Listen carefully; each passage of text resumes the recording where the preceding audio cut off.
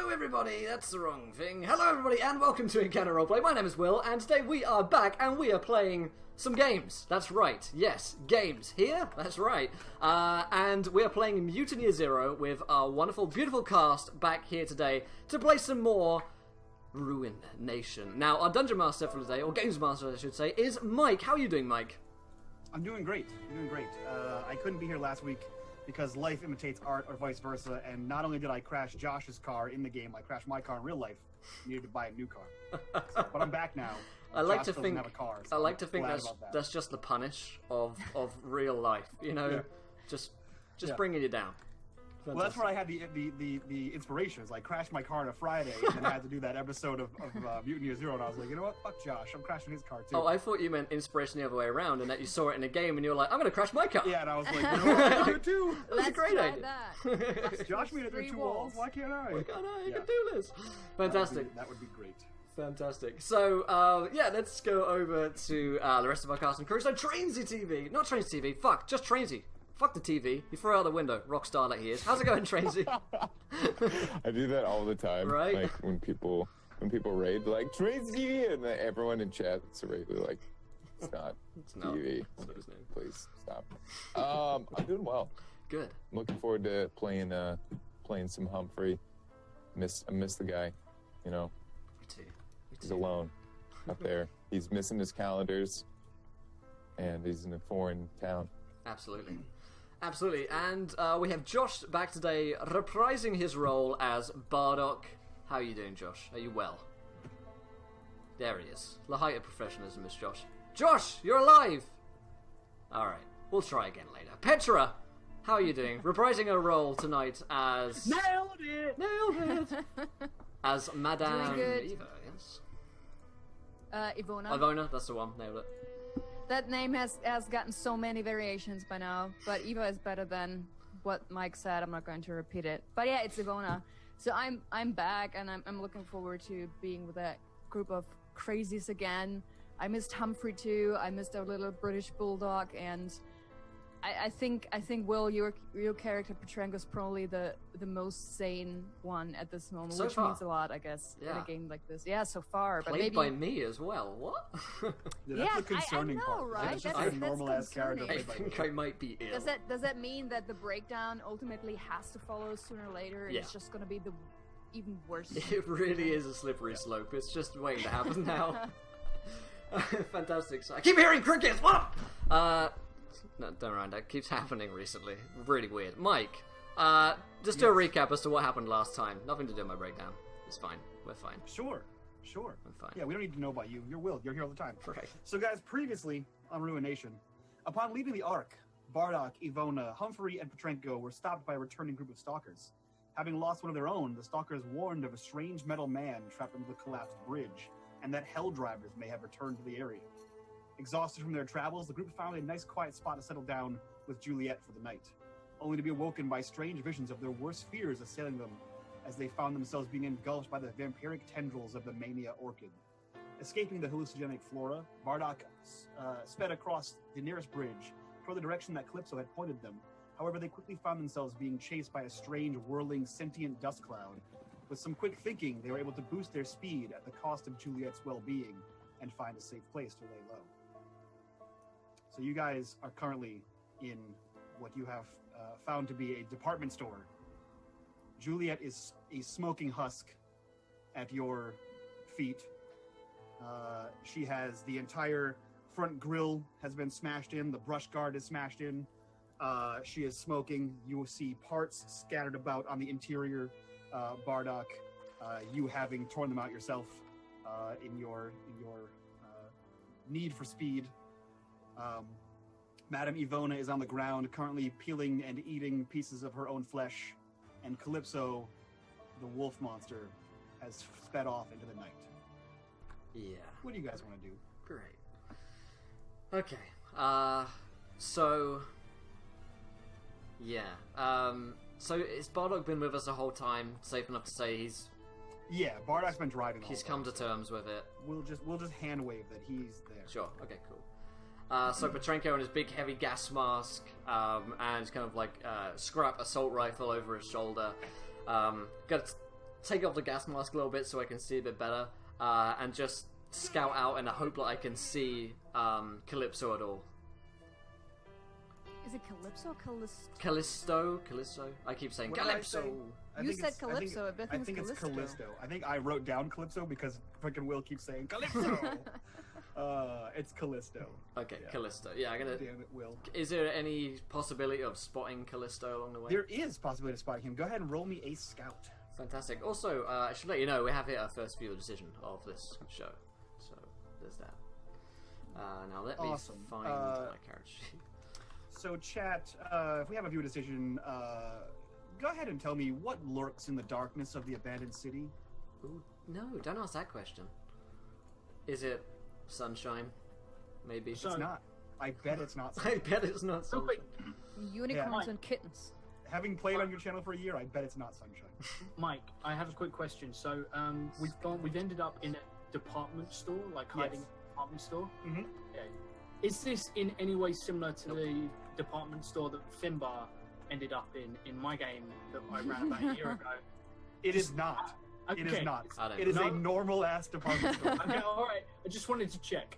Actually, we Yeah. ended up in the sports section and we tried on different hats, but Yeah. none of which would fit me because of the mess of hair that I have Yeah. in my hat. We've gone full Team Fortress 2. We just I promise you, there is no flayed man hanging from chains, and there is Also- no tiny tin soldiers.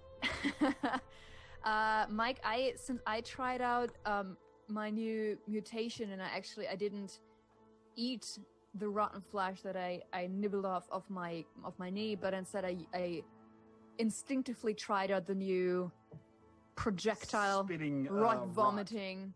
Sure. And so does that mean I have used a mutant point? Yes, right? It does, yeah. Okay, so then I still have one. Okay. Yeah, no dice Does on indeed. on that roll, Mike. Yep, I see that. Yeah. So you see basically you see. I believe what happened was Ivona started to use her super sniffer, and she got down on all fours and started to assist Callisto, and then all of a sudden she started convulsing Oh, and right. heaving I forgot about that. until she shuddered into a new mutation, drawing everyone's eyes to her as Callisto fled around the door and left you guys in the lurch. So in the waning daylight, you look out with your hand binoculars, as you've so deftly learned from Humphrey, and you do not see any sign, any heads or tails of this wolf monster. Shit.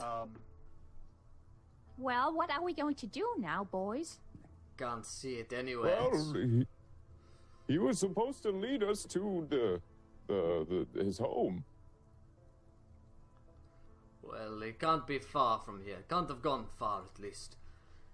Oh, don't they run on all fours? He's on all threes. I'm sure I could track him if I could find some tracks, trail perhaps. It's a three-legged track.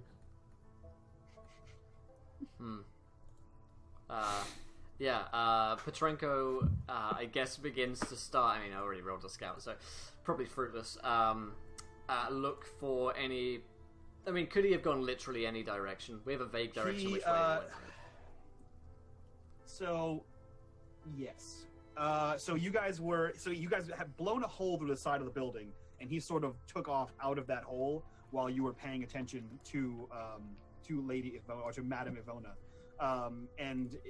You can know the zone. You can give me a know the zone, or find the path rather, to see if you can find the easiest maneuverable route he might have taken.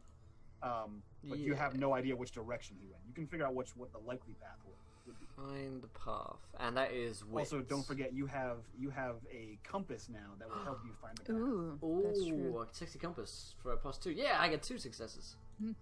Okay. So 2 successes. So with a find the path and 2 successes. Would the compass then count as gear? Sort of It is. interrupting. Yep, it Yeah. does Okay. count as gear. And if you actually, for those of us in the game, if you mouse over the different numbers there, you can actually see what he rolled on each one. Okay. Yeah. So with 2 points to know the zone, you can know the zone and find your way through this sector with the easiest course of action. And you can also do a myriad of other things, which let me remind us all what the hell that I think is. find some Is there water, so or many find of some them? grub. Yeah, you can find some water, you can find some grub. You can do other things as well, though, which you haven't been able to do because you have been in the middle of nowhere. Lost in the middle. Yeah, and I've got some food and some water. That's true. We do. You guys are pretty stacked on food and water. Mm-hmm. Let's see. Specialist skills. Know the zone. Oh, find the pathway. So you can find bullets, find grub, find food. Find water. You can also explore it quicker, or you can look for if there are any artifacts. Yeah, I'll look for an artifact, I guess. I'm fine on food and Okay. water. So the downside to not speeding it up is to explore a sector. It takes you roughly 4 hours. Or you could speed it up and take 2 hours. It was taking you a super quick time because you had Juliet, which you no longer have. Yeah, I don't think we're in too much of a rush if the sandstorm isn't still coming to kill us. Okay. Yeah. Well, Ivona definitely wouldn't want to leave where they are right now, especially since it's getting dark. Right. But she would turn towards Bardock and say, "Are you alright, Bardock?" Because she has a good idea that he must be rather upset after crashing through the walls. Bardock opens up like a thing that he goes into the back and he pulls out what is labeled in very bad English toolkit, and he opens it up, and inside there is a mallet, literally, and it's just like a block of wood with a handle. Very, very mallety.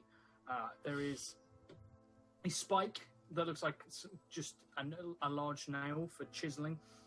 There's some adhesive tape of sorts, and some rope, and one solitary can that probably once contained WD-40 but doesn't anymore. Like a jerry can, like of oil or something or whatever, like the equivalent is. And he opens it up. He looks Juliet over and he says, "What? Well, I got to get her all dolled up again, give her a facelift and sort out the front. So everyone can just hunker down and, I don't know, play with your dick or whatever." She'll be alright then. Well, if she isn't, I'll probably hold one of you responsible, which would be unfortunate. This was directly your fault. Yeah, but out here in the zone, you know. You could just shoot yourself. Save me the job. This is true. But if I shoot myself, I can shoot myself twice because then you don't get my bullets either. It's a wonderful proposition. In the meantime, while I mull this over, because it's a tempting one, I'm going to have to give it some thought. I'm going to fix the car. Please do. I will explore. But I mean, the vine man that had the entangled the car, you could blame that person. Character, was it actually a person? I thought it was just some kind of gross appearance. So all of you saw something different. So Josh, there was what you missed was when you guys parked Juliet, you were attacked by the Mania Orchid, which lashes vines and covered your entire vehicle, as well as all of you, and fed hallucinogenic images as it sucked out your brain juices. It included Humphrey taking his axe to your vehicle to remove the vines to free you guys. So you'll notice as you go to buff out the rust with more rust that there are several cleaves in the hood of Juliet. Did he see that though, since he was also caught in his own? He didn't, but you do know that they are several cleaves that could be done with a sharp edge weapon, and the only person you know that has one is Humphrey. Having seen Humphrey in combat with the wolf. Humphrey's got a gun now, so you better watch out. He does also have a gun now that he can't not shoot. That was brilliant. I completely forgot about that either. The L. Too. The L. I mean, that was. Yeah. You just helped. Please stop. Of him. I will fight you. Or else. So will you get you maneuver yourself up on top of this department store to get a good look around at your surroundings? So you guys, let me just go ahead and ping for you. You guys are right here. You guys are in the edge of this city, and you are on a single level department store style thing. You can see across to the across to the west, you see a large building that has several wings. It's kind of like Y-shaped. You see a park to your southwest. You see a large area that is overgrown with trees and vines and flora. You see a squat structure that seems to lead into the ground directly south of you. And then as far out as you can see, you just see like shorter skyscrapers, kind of like apartment complexes. And then out in like the middle of this area, you see two massive towers. So that's what you see. That is interesting. Here. That's right in the middle of the area of the towers. Sorry, do you mind repeating what was to the north of me? Nothing is to the north of you. Okay. To the west of you is a large building that looks like a Y shape. To the south of you is a squat building that looks like it goes underground. Got it. Thank you. Okay, so I'll come back down from my vantage point, and I'll say we were looking for two towers, right, where the werewolves. Yes, Stay. Mr. Wolf said that is what his home looks like. Two towers that are like this. I can see them. They are they're in the middle of this whole complex. We could get to them. I think I could navigate our way towards them. Will they be friendly, though? He ran away. Well, did we give Calypso any reason to dislike us? We did imprison him, but we did take him back to his people, so... His hand? His hand, yes. As you hold the jar containing his hand. But I say, but he committed a crime, so that much you will understand, for sure. But... I don't think that's a, hey, Callisto, remember the crime that happened? You forgot your and us hand. driving you to the spot, then you running away? Aren't we good friends from back in Yester Village that you scouted Why out? would I ever talk to him like that? I was just, talking facetiously. Well, You know, with poop in your mouth. strictly speaking, it was only one of us who heard him. That is true. We were all complicit. And I was in agreement on the decision. But perhaps he you will weren't there not when be his friendly. hand was cut off. No, but when I heard about it, I thought it was a good thing that it happened. This is You just imagine Bardock just like, tink, tink, huh? Whatever. Can I make a roll to repair Juliet? You can, absolutely. Make a jury rig roll. Cool. I get loads of buffs to this because I'm a motorhead. Ooh. That is Oh crap. 1, 2, Holy shit. 3, 4 sixes. Jesus. Why don't you just break the game, Josh? Why don't you just break my car, Mike? I did. I was hoping that would... Mike, yeah. you have to try harder next time. All right, so you succeed at repairing the brake line malfunction, and you can do a bunch of other shit. Remember that time I you will- taunted me? Yeah. I Fucking remember. look at you. I remember. So the things you can do, which is pretty cool. So the device is durable and can be used more than once. It breaks down less than a normal piece of gear. You could spend some time and add armor rating to your car. You could add an extra barrel to the jump cannon. Yeah, or you can ready a primed explosive charge in the junk cannon for deadly shrapnel. That way you just boop, it fires. How many of them can I do on 4 sixes? 3.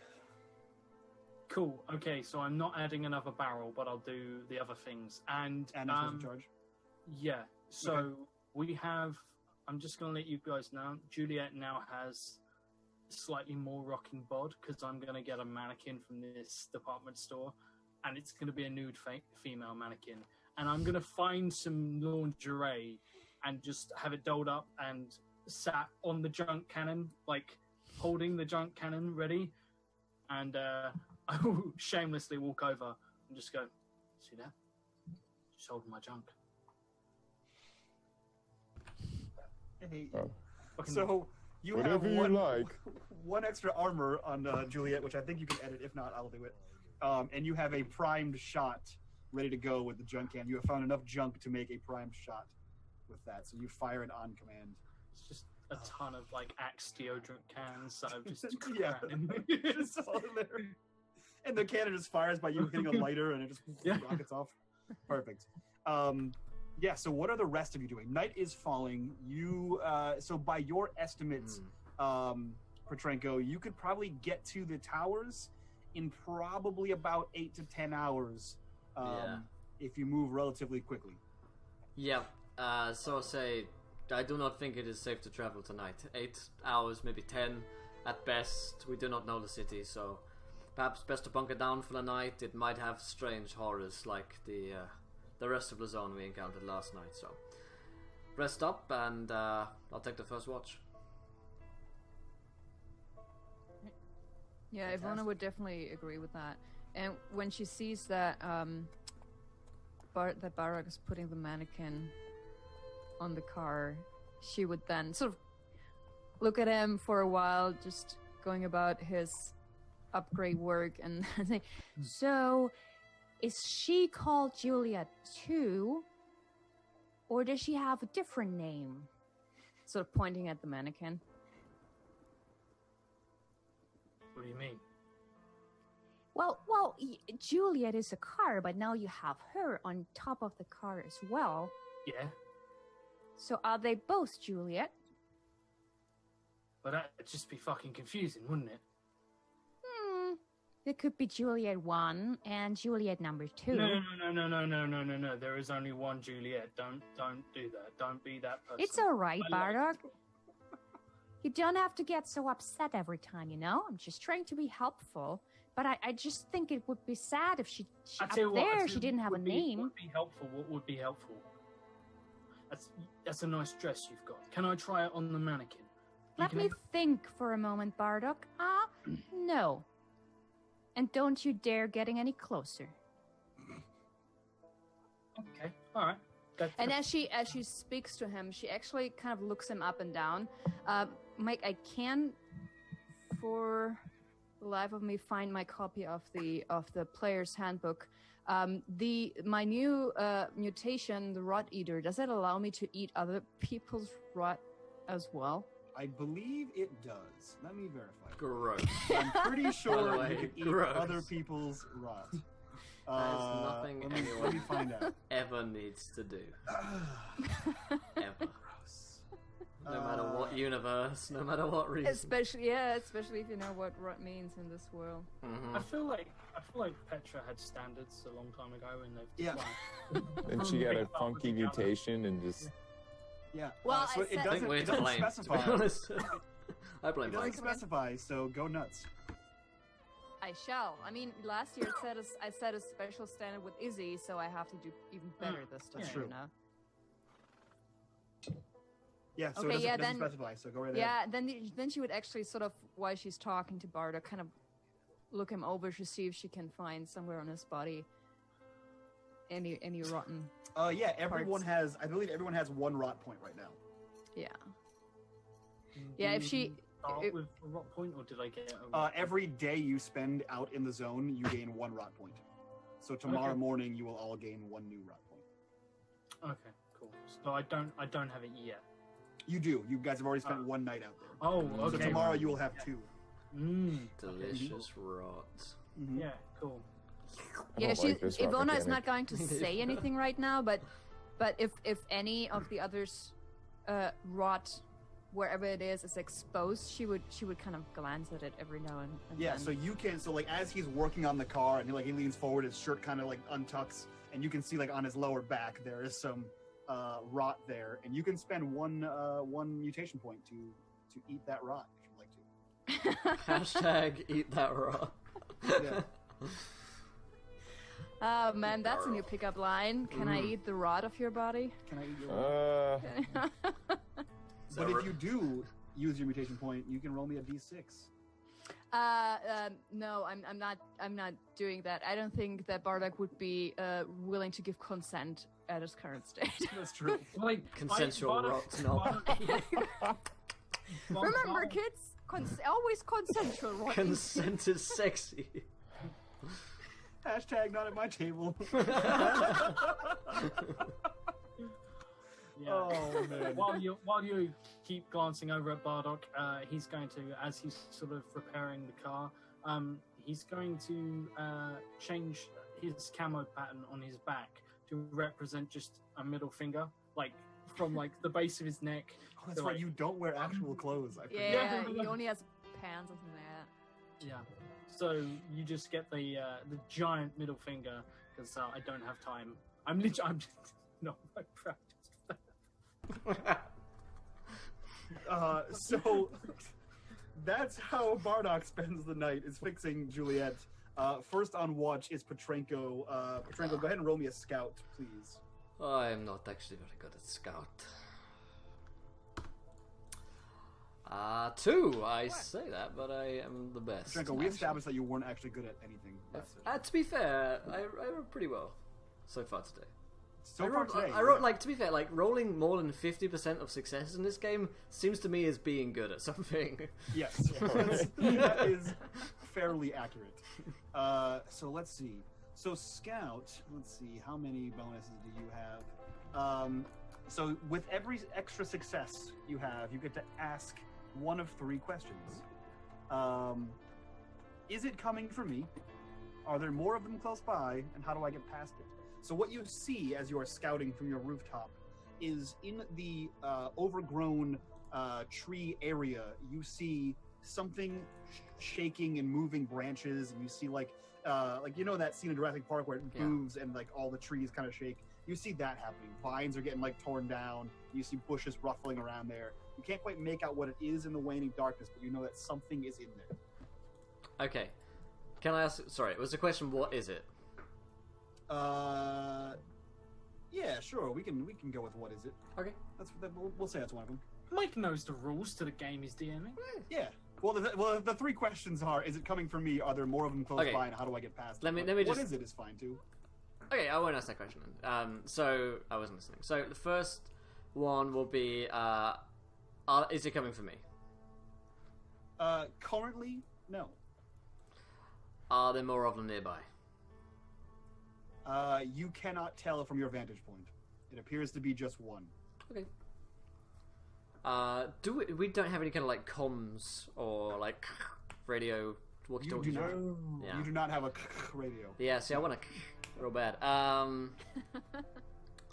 So I'm over my vantage point. I'll kind of cool down, I guess, and say something in that bush over there.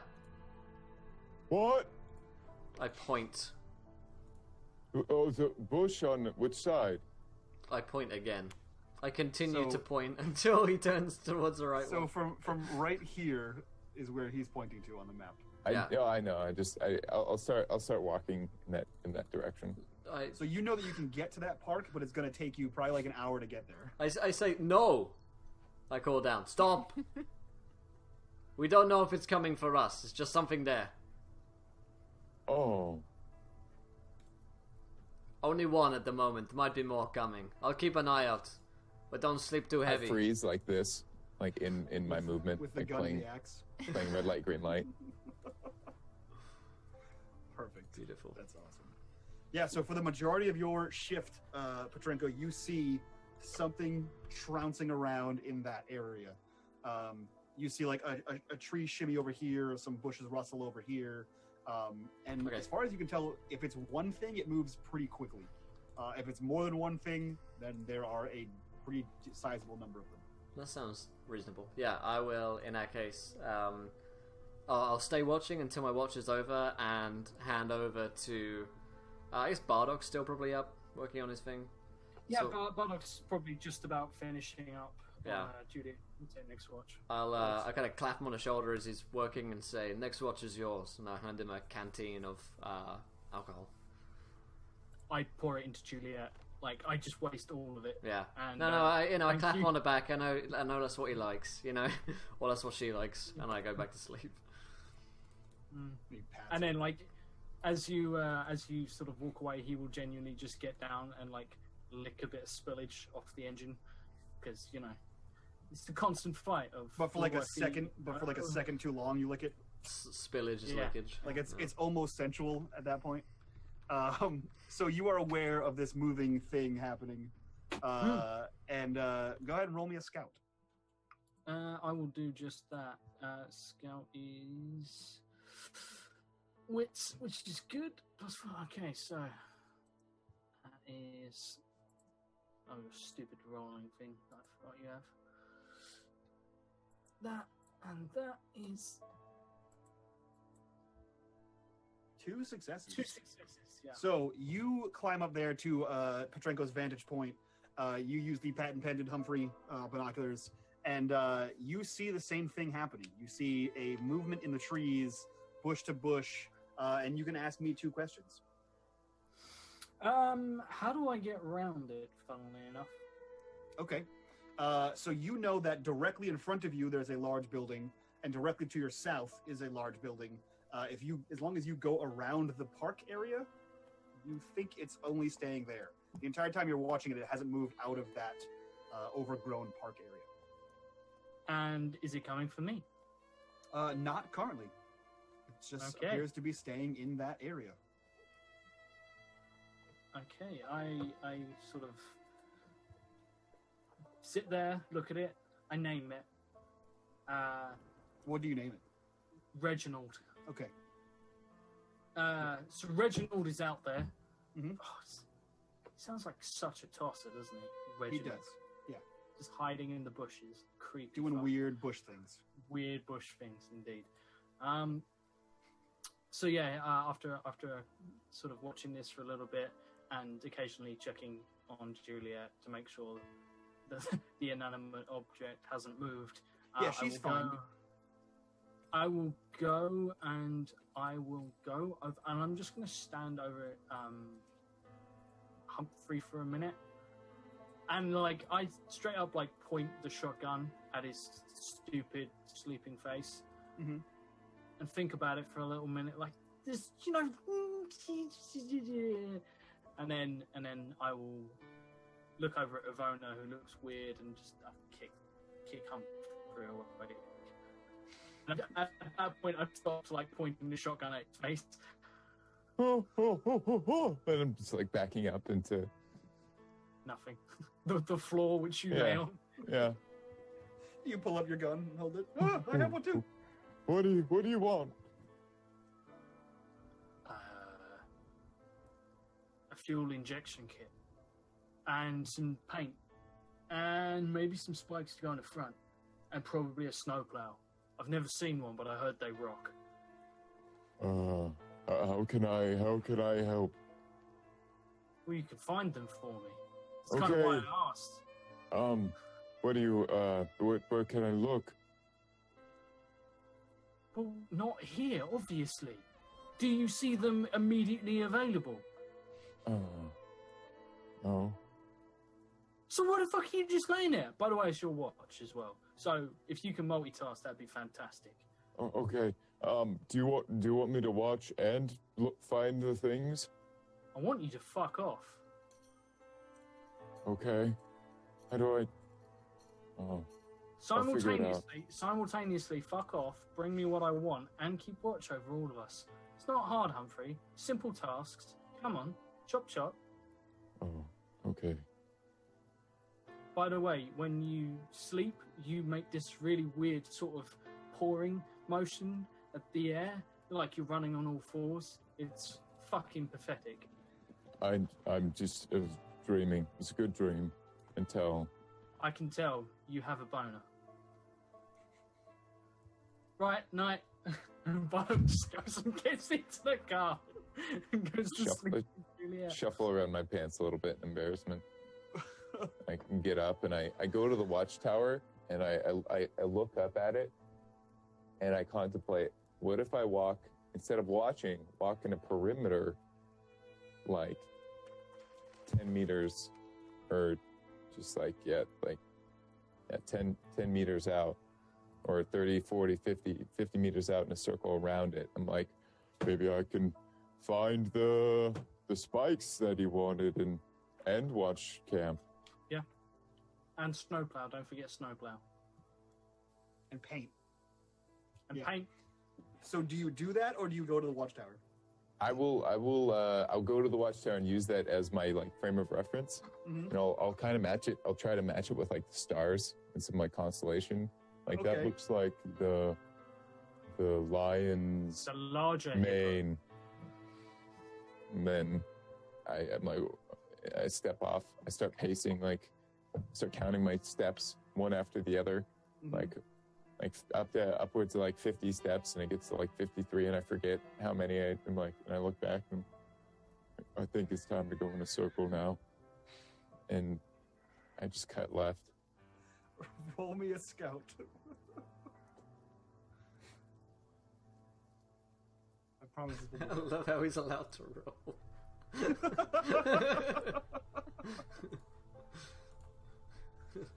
That's the beauty of this game. It's actually like, do whatever you want. It's actually Roll the your description nonsense. from the book of how to scout. Yeah. One.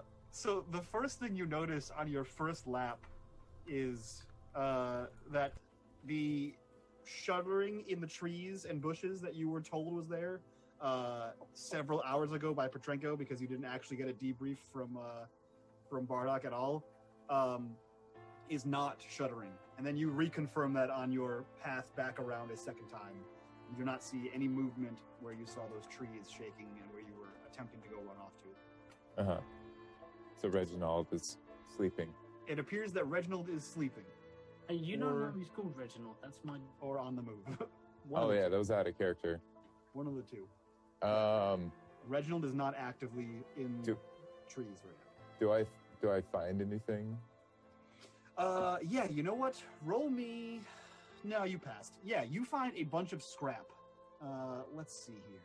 Roll numbers. Roll me 3d6s. Because why not use all these random generated tables they have? They made them That's so number much one. well. Oh wait, sorry. Wow, you had one job. Okay, that's a high number. 623. Yes, You this is- find. Please be a snowplow. Oh, great. It's not a snowplow, but it's almost as good. Roll me a d6, please. Yes. You find 6 large, probably like 1.5 foot high spikes. They are bright orange. You can see them reflecting. You can see them reflecting off the moonlight. Their base is probably about 10 inches in diameter, and they are all just like tipped over next to each other. You find 6 traffic cones with no frame of reference for what a traffic cone is. Oh yeah. So you have found 6 spikes, That might be one huge crazy. orange spikes. I'm gonna like. Oh my gosh, I think he might like me now. This is. This is such And an I- abusive relationship. I start. Can I lift them and hold Oh, them? you absolutely can. Yeah, you can stack them on top of each Stack other like them. Russian nesting dolls and take off. Are they metal though? No, No. they're They're traffic just cones. cones? Okay. They are rubber traffic cones. I take those and man, I wish I had some tape or something.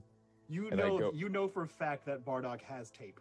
You saw him use Okay. it earlier to attempt to repair Juliet. I'm gonna look at. She more pimp than I she was a mean- man. Can I see if it's on or in the vicinity of like the car, the tape? Yeah, I don't think Bardock is very clean with his workspace, so I assume that most of his tools are on the floor. So I'm gonna in the distance start smashing some like concrete like cinder blocks with my hands, just lifting up, like throwing them down, lifting up, throwing them down, and then with my axe like reduce them to more rubble, and then I start shoving the cones, and I tape like the top of it, like the top part of the cone, Yeah. and then I tape like the bottom part, and then by the end of the day, I'm like, I've got these cones that are set up like sideways with the thing, and they're just filled with rubble. Are they And they're- taped to Juliet? No, they're laying in front because the gravity would just topple them down. But they're like 4 spikes that are set out in front, like they're very obviously look like they could be attached, but they're like securely taped with like the rubble kind of like pushing out of the top of the duct tape at the rear end of it. So you successfully do 2 laps around for your scouting. You find these cones, and then spend the rest of your time preparing to make Bardock like you. You said the end of the day. Is it literally towards the next day that you're doing this? It's towards the end of his watch. In fact, it might have actually gone over his watch time, and he may not have noticed. So at whatever point you want to, you can wake up anyone you want, really, for the final watch of the day. Or you just continue to do that until the sun rises. Bardock. I think I'll just like go over there, just like absolutely drenched in sweat and just dirty. With your axe out, just heaving. Yeah. Bardock, I've got something. I found one of the things you asked. You found your dignity. I don't know what that is. But, so why are you bothering me? Because I want to show you, and then I don't know if you want to watch but I just wanted to show you. Is this related to your incident earlier with you having morning wood? Because I don't want to watch. It's spikes. It's a different erect object. Right. Okay. And I like stand up, sort of like check my gun is loaded, look around. Why is no one else up? Because it's somebody else that's supposed to be on the watch, but I couldn't. I found these spikes. I walked across and I walked around near the tower and I found them and I was like, you know who'd like these? That said they'd like spikes literally like an hour ago? Probably Bardock. Who did you say that to? Myself. It's a fucking lonely life you live. I'm alone on the watch. So Bardock just walks around and sort of looks these cones up and down, trains his focus entirely, looks these cones up and down, and says, they're made of plastic. But they're reinforced with concrete.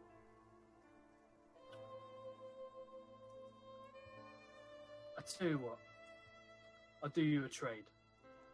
I won't do that thing that I was going to do to you in exchange for you helping me hold these in place while I attach them to the front of the car. Yes, yeah.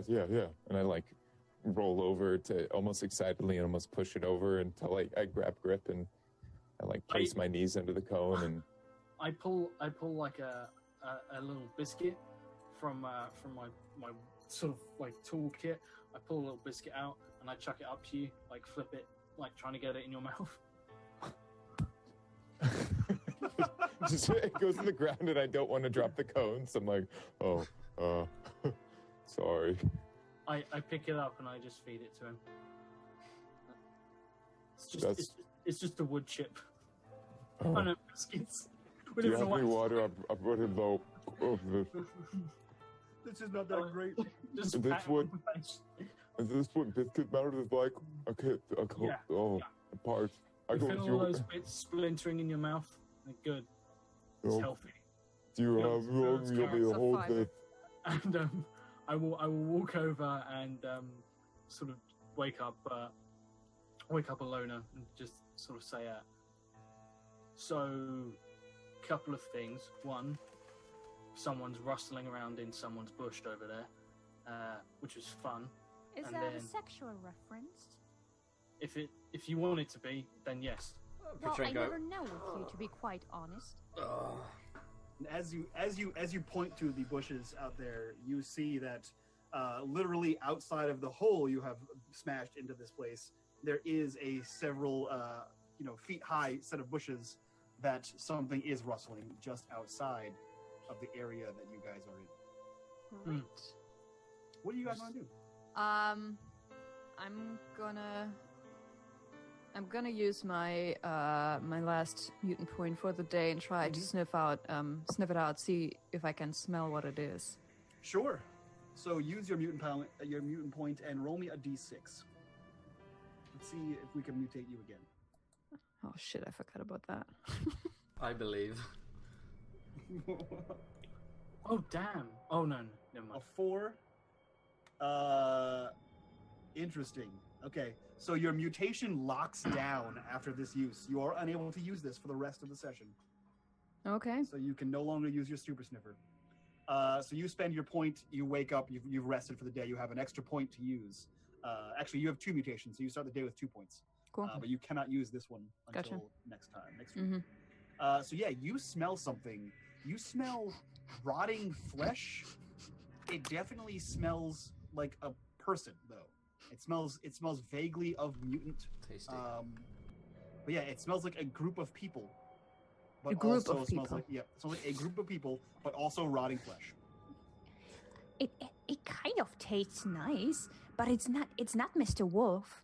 It's people like us, but it's more than one. And I think they have rot on them. Rot. Oh. Perhaps they've been out in the zone for too long. Ghouls? Perhaps. Did it smell dead per se, or just? It didn't smell dead. Okay. I don't think they're ghouls. Can I have attached or like have been starting to attach spikes to the front of Juliet at this point?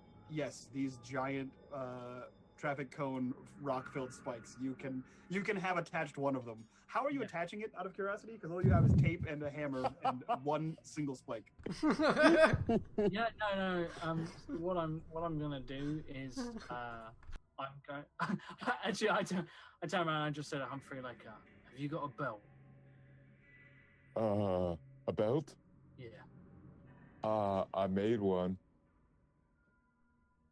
I look at it. I just say, do you mind if I have a look at that? That's quite nice, actually. You've done quite well there.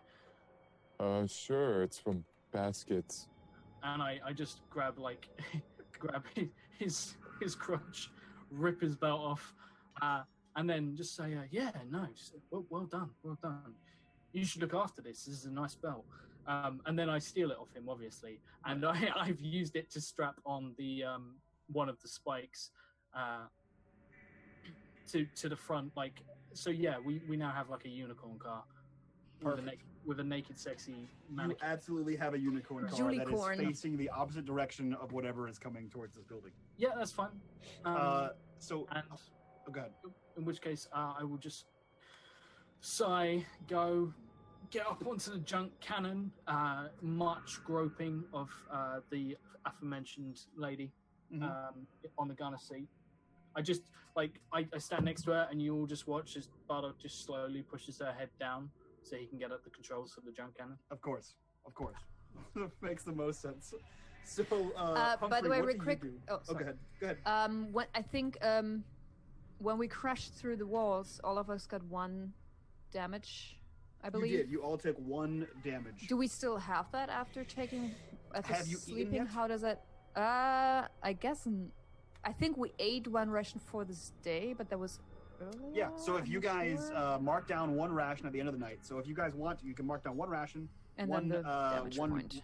So yes, 1 grub, 1 water, and you guys have slept. So you guys can recover your hit points. So Humphrey, what do? You hear this rustling in bushes just outside here that you passed twice, not but a few hours ago. I'm holding my pants with both hands because Humphrey has gone through. He's starved so much, but never bothered to change the like tattered rags he's had. So he just like his pants they're very like exceptionally loose, big That makes balloon sense. pants.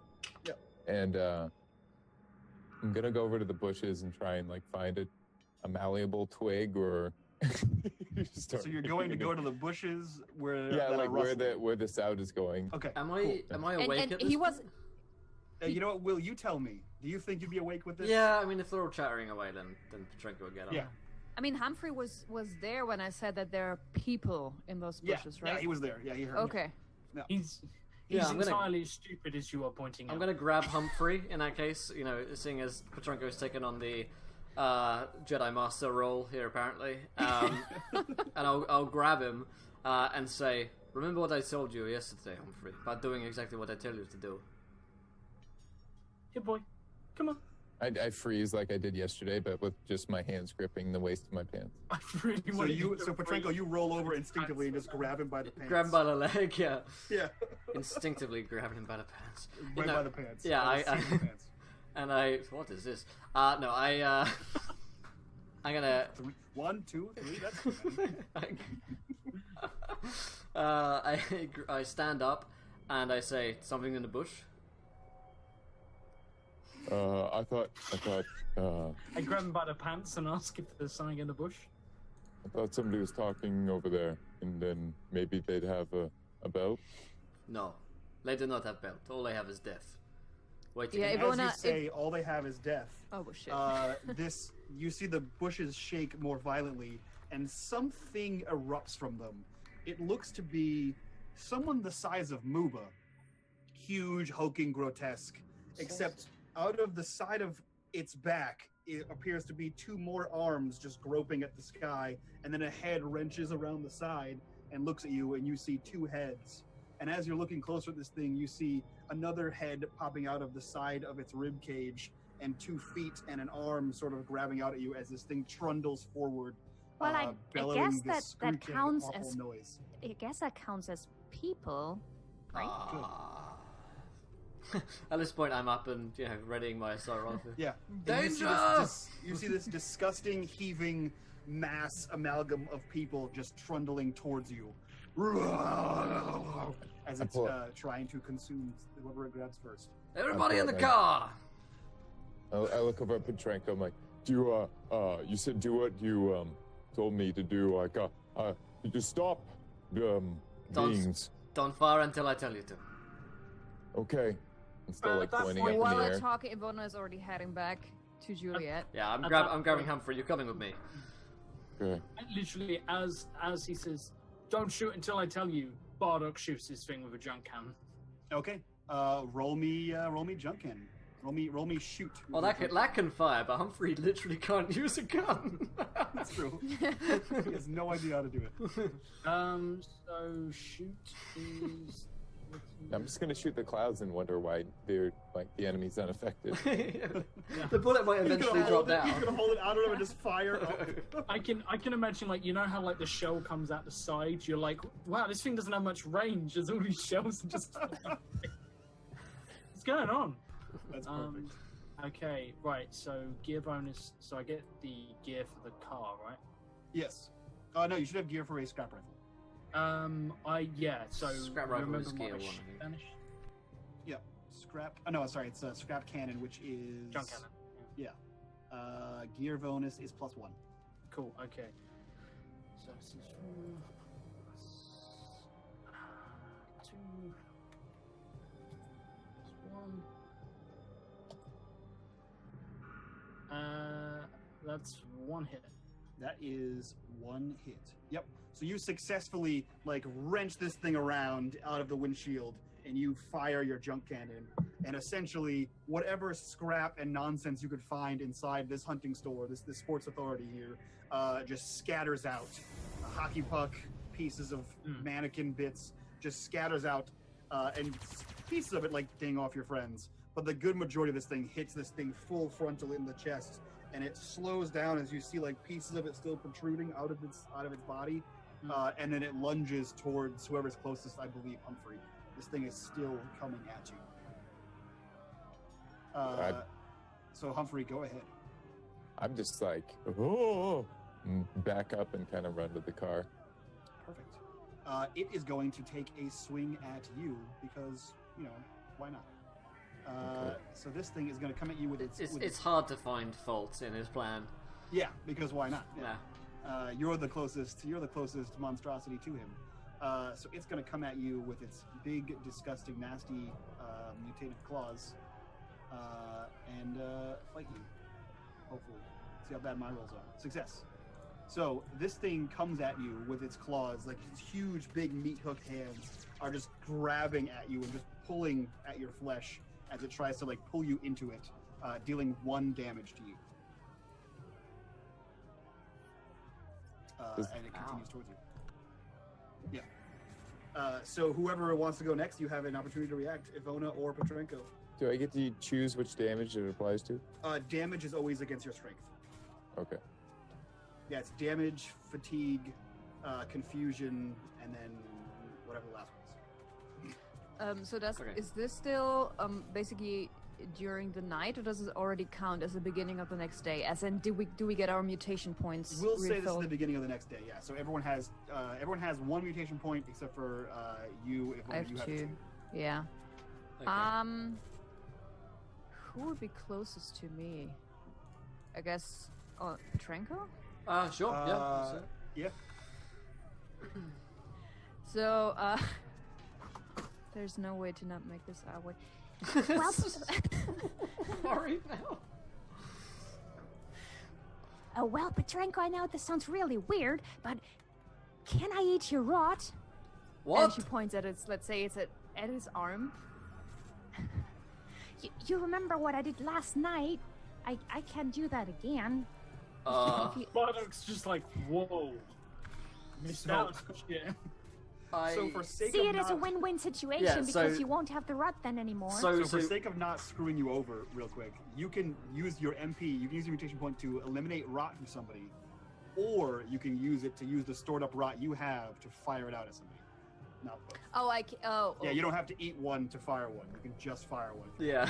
Thank God. Oh, Petrenko okay. will say it's a one-time thing. Yeah. Never again. We speak of this to no one. Well, I think that's a little bit too easy. Would have been. No, but okay then. Okay. If you mechanically need to, I he's Yeah, he's so seen you weirder can, things. you can consume. So you can consume other people's rot, and it gives To you heal rot. them. It heals them and gives you one rot, and then gives you you- can use your rot to fire off. But I would have to use another mutant point in order to. Yes, but you already have 2 points of rot. I believe. If it's a new day, I have one because I ate Yes. the one from so you yesterday. can take the rot you have and fire that off if you like. Yeah. Okay. So let's, for the heck of it, because it's because I like Petrenko's reaction. Let's just say I said it, and then I said, you know what? I think I have a gut feeling that. Never mind. Do Maybe not- later. Yeah, do not. No, never. and then as she is sort of hunkering down behind Juliet, she starts to sort of eat a new patch of rot off of her arm Gross. and gets. Would that count as a It does. So you spend one mutation point to fire it off No. at you.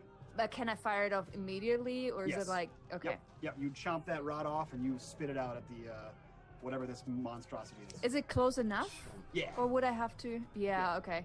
So she's Absolutely. okay. Yeah. So she's sort of half behind Juliet and sort of maybe half leaning over the hood, and then doing the and then So every one MP you spend, that's how many damage you do.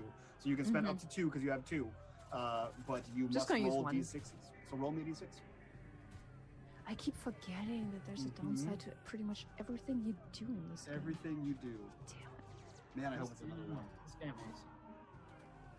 Another 4. Four. Shit, does that mean Alright. it also locks down? That one is locked down as well, so you can no longer eat or spit any rot for the rest of the day. But you do, and you spit this acrid, black, stinky, like just globule at this thing, and it just smacks him in one of its faces.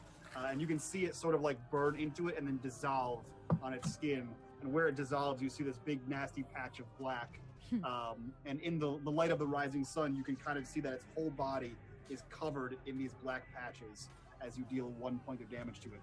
All right. And it goes to Petrenko. Petrenko, this thing is grabbing at and trying to eat, maybe, Humphrey, and is covered in rot patches. There's definitely a moment where Petrenko considers letting him eat him to say buy us some time again, and he's like, no. So if I breathed fire using my mutation over this group, would it definitely burn Humphrey too? Yes. Okay, let's do Yeah, that. because it's right in Humphrey's grasps. Okay.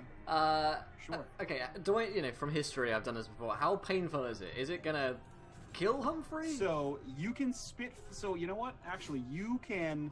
So you can breathe fire, or you can spit fire, like That's the right. same way Ivana just did. So you can make it not hit Humphrey if you so choose. Okay, yeah, we'll and, do that. And with So the general rule is for every 1 point of MP you spend, you do that much damage.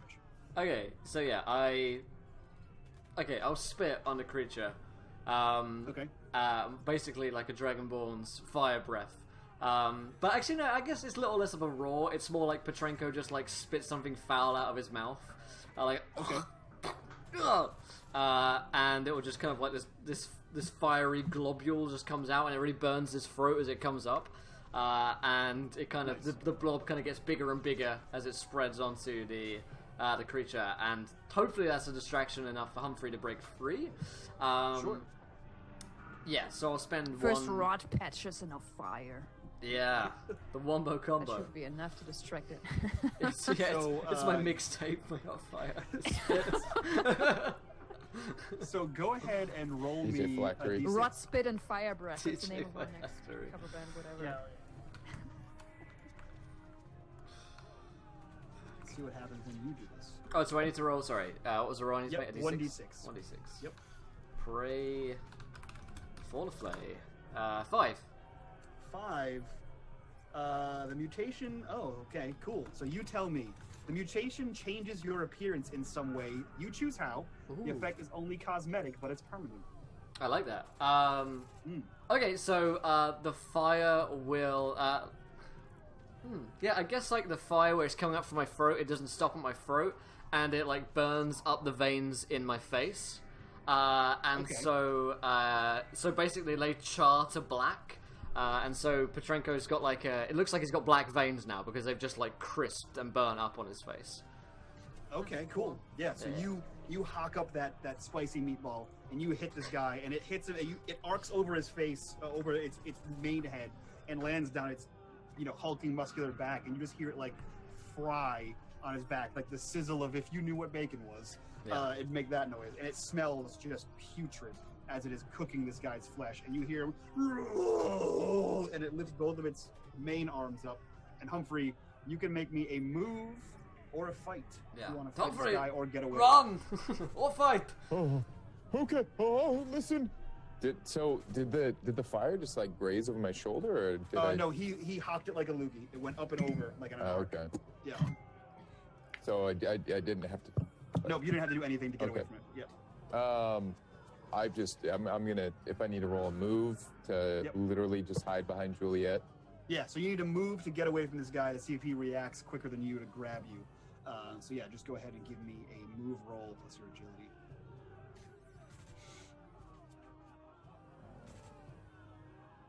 What do I have? It's a skill test, and then Yeah, agility no, I was just plus checking if I had 12 skill points in it. real quick. Gotcha. Sorry. Sorry. I'm so sorry. Humphrey's a slow-moving hippo. It's fine. You do. Yay. You are successful. You can scramble away and hide behind Juliet. So where is everyone Okay. position-wise? Are you guys all hovering around Juliet right now? I'm not sure if Bardock is. Bardock is on top of Juliet. Yeah, Okay. but Bardock is currently like climbing through. Like he literally fired the shot and then climbed into the driver's seat. I believe we called it the sky hole last time. That's true. So you do have the sky hole, which is Yep. like a A a skylight sunroof. but without the window. But you know that there's no glass in the windshield. There's just two like sets of blinds, like metal blinds. You just Yeah. lift one up and you can slide in over the driver's steering wheel and put that back down. So Yep. you can easily do that. Yeah, So I you pull are up my in. Venetian blinds. and, Yeah, yeah. You just pull the string. Like, are you immediately driving away, regardless of your friends being in the car? No, Okay. I mean, This that thing- seems like a where- Bardock thing to do. where is this thing? Behind your car. Fantastic. So, guys, you might want to move away from it. And Bardock is not grappling anyone at the moment, is it? It's No, just there. no. It Cool. appears to be. It went for Humphrey, and Humphrey dodged out of the way. Cool. I'm hiding behind Juliet. Like, I get in. I like adjust the rear view mirror. There's no glass in it. There's no, yeah. There's no actual mirror. It doesn't do anything. He just does it out of habit. He does it, and then he looks over his shoulder, and he sees this thing look at Juliet, and this thing looks at Juliet's ass. Mhm. It's not okay, man. Mhm. So I slam Juliet into reverse, and we are going back out the way we came through, and that son of a bitch is coming with me. Okay. Yeah, so roll me a fight with your vehicle. Okay, right. So I actually get some bonuses. You do. So is it a normal fight or is it agility because I'm driving? It is a normal, let me see here. I believe it's a normal fight, but you get extra cool shit because you're Can you copy paste that to me again? Because Yeah. I don't have that and it's really irritating. Let's see here. Because you do weird, cool things because you are a gearhead. Is that correct? Indeed I am. I'm a motorhead gearhead. Yeah. Let's see here. Jury rig.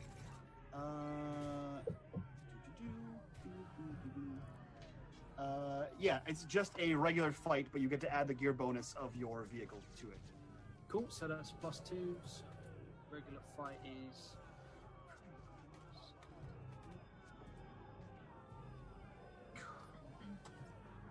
So that is in total... Math. That is math. There's a series of numbers. Oh dear, not a good Oh. series. No. Cool. So what happens is you adjust your mirror, you say, you might want to move out of the way, and then you floor it, looking back at this thing, and you drive forward. You drive forward through the final remaining wall of this place, and it takes you a second to catch up as this thing is getting further away from you, and then you snap forward as you plow through the last he's wall. he's just driving and he sees this thing getting further and further away and he's just like, that's right, run, you son of a... Oh.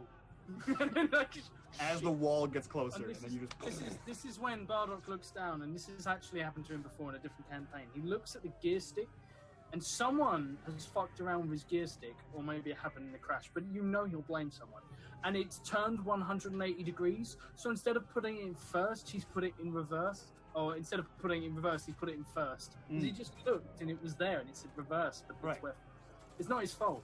It not said his fault. upside down Russian R, and you thought Yeah. that's reverse. I don't know. I can't read. Right. Are you insane? You can't read Russian or any Petrenko's other got a language for that matter. backwards R, and it's... Oh my god. That's it. I'm blaming Petrenko. because Always Petrenko blame... rode shotgun the whole time, and he was like, Always "Why is that blame the R Russians." backwards?" And just rotated it. Yeah. I've watched the news. I know where this is going. Yeah. He looked at the knob and said, "That R is backwards," and then turned it around for you. That is helping. So you guys all see Bardock get in the vehicle and then floor it out of this store through a new exit before he screeches to a halt. You're just going to keep going? Car around. No, I'm going to bring Okay. the car around. Okay. I want to test out my spike.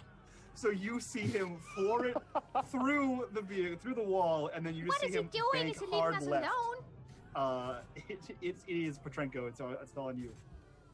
So there's this one thing, but you mentioned there's like a crowd of them. How many friends does this thing have? No, this No, thing it's is an amalgam of several it's different amalgam. people Yeah, fused I together. smell Yeah. I smell Right, it as right. people because It was a it's- party. Gotcha. but- Yeah, it was a party until they all became one disgusting monstrosity.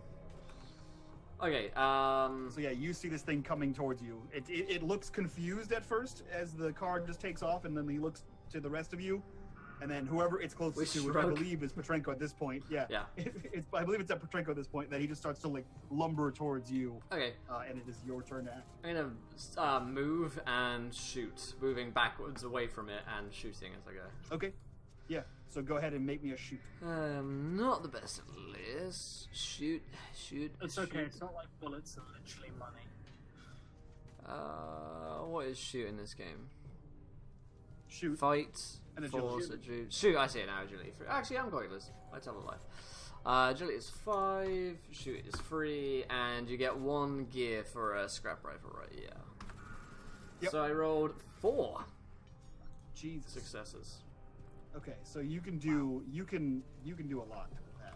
So I believe you can like knock it down. You can make it drop a weapon. You can do extra damage, which I'm going to just assume that's what you're going to do. Let's knock it down. Shoot. Oh. Yeah, so you can inflict 1 point of damage. Okay. You can do this multiple times. You shit. can pin down your enemy. You can move faster. You can make sure that it drops its weapon, or you can make it fall to the ground. Let's do extra damage. Okay. You're going to use all 3 points for damage? Let's use one of them to knock it down and the rest on damage. Okay. What's the damage on your scrap rifle normally? The damage is 1, I believe. Yep, damage is 1. So you deal 3 damage. You shoot this thing. It buckles and it like collapses down to one of its knees, and one of the smaller hands kind of like hits the ground. You reload, fire again, reload, fire again, and tell me what happens when you kill this disgusting creature. Yeah, it just goes up, man, in a bloody burst as its head kind of bursts, and there's the rot on it, and there's the fire on it, both eating away at it. It just kind of like melts in on itself, and I finally go pop off one of the many heads of it as Petrenko shoots, and then just kind of. Okay. I think it's at that time that you guys have all taken a sigh of relief that you hear. I was gonna say, as the Bardak's wheels, probably as the brakes peel and the tires peel back into the other entrance, and you just see Bardock coming straight towards the fallen corpse of this thing. Ivona is jumping backwards. Bardock sees this thing's like just there on its knees, like, and it doesn't even have time to acknowledge that one of its heads is missing. He literally just grabs the shutters, pulls the shutters closed, knowing he's lined up for the other hole he made, and he just drives straight through, and whatever is left of this thing gets jousted. Yeah, so you hear this sickening wet smack, and you feel a shudder run through Juliet as you see the unicorn horn just sort of crumple and then protrude out the front of it, rocks spilling out of its innards, as you just, go through the other hole you made. Do you screech to a halt then, or do you just go back around for the loop? Yeah, no, he just does a gentle victory lap round and comes down to pick people up, and then he just pulls to a stop, and he's been driving with his head out the window because he doesn't want to get blood on the inside by opening the blinds, and he pulls out basically just a branch and just cleans the windshield of it. Mm-hmm. Right. So, I've got a new hood ornament. It's good, isn't it? And you guys can see when he peels back in the second time that the arms are wiggling in the wind as it and rocks are still pouring out of the unicorn hole in the front of it. Wait, it's actually pinned to the. He speared it with a rock filled. Nailed it. With a rock filled traffic cone. It's on there. I love that it's hit, and then on the other side it's basically banana skinned out like an exploded barrel, so it's just attached now. And I'm like, yeah. By the way, is that thing? The thing doesn't have fur, right? Is it? No. Is it basically naked? It is basically naked, and by basically I mean it's naked. It's naked. Okay. And can we bank out if it is male, female, something in between, or is there too much coming? You out too much. That's what is happening right now? Why is nobody else laughing? I better just stop right there. It is, and there is too much coming out. This is an amalgam of different mutants, you can tell from looking at this thing. That's the most you can gather. It has all members, if you're curious. We're inquiring minds. We're inquiring minds to answer your question. But yeah, this looks to be something happened to these mutants and they're fused together somehow. I expect this of the others, Petra, but not of you. Hey, I have an inquisitive mind, so but yes, I will roll for comprehend. Yeah. I was about to ask what would be the appropriate number for all members on this thing. So anyway, comprehend is wits, so it would be 4 for wits. Will, I'm not encouraging this, it's just happening. I don't know what. Are there legs and appendages coming out of different directions, towards? There sure are. Do any of them have belts? Yes. And one of them has a belt. The most terrifying. The problem is you see out of its lower back, its hip area, you see 2 legs protruding out of it, and on the front of the legs you see the belt, but as far as you can tell it looks like the remaining part of the belt, the back of the belt, is somehow inside of this thing.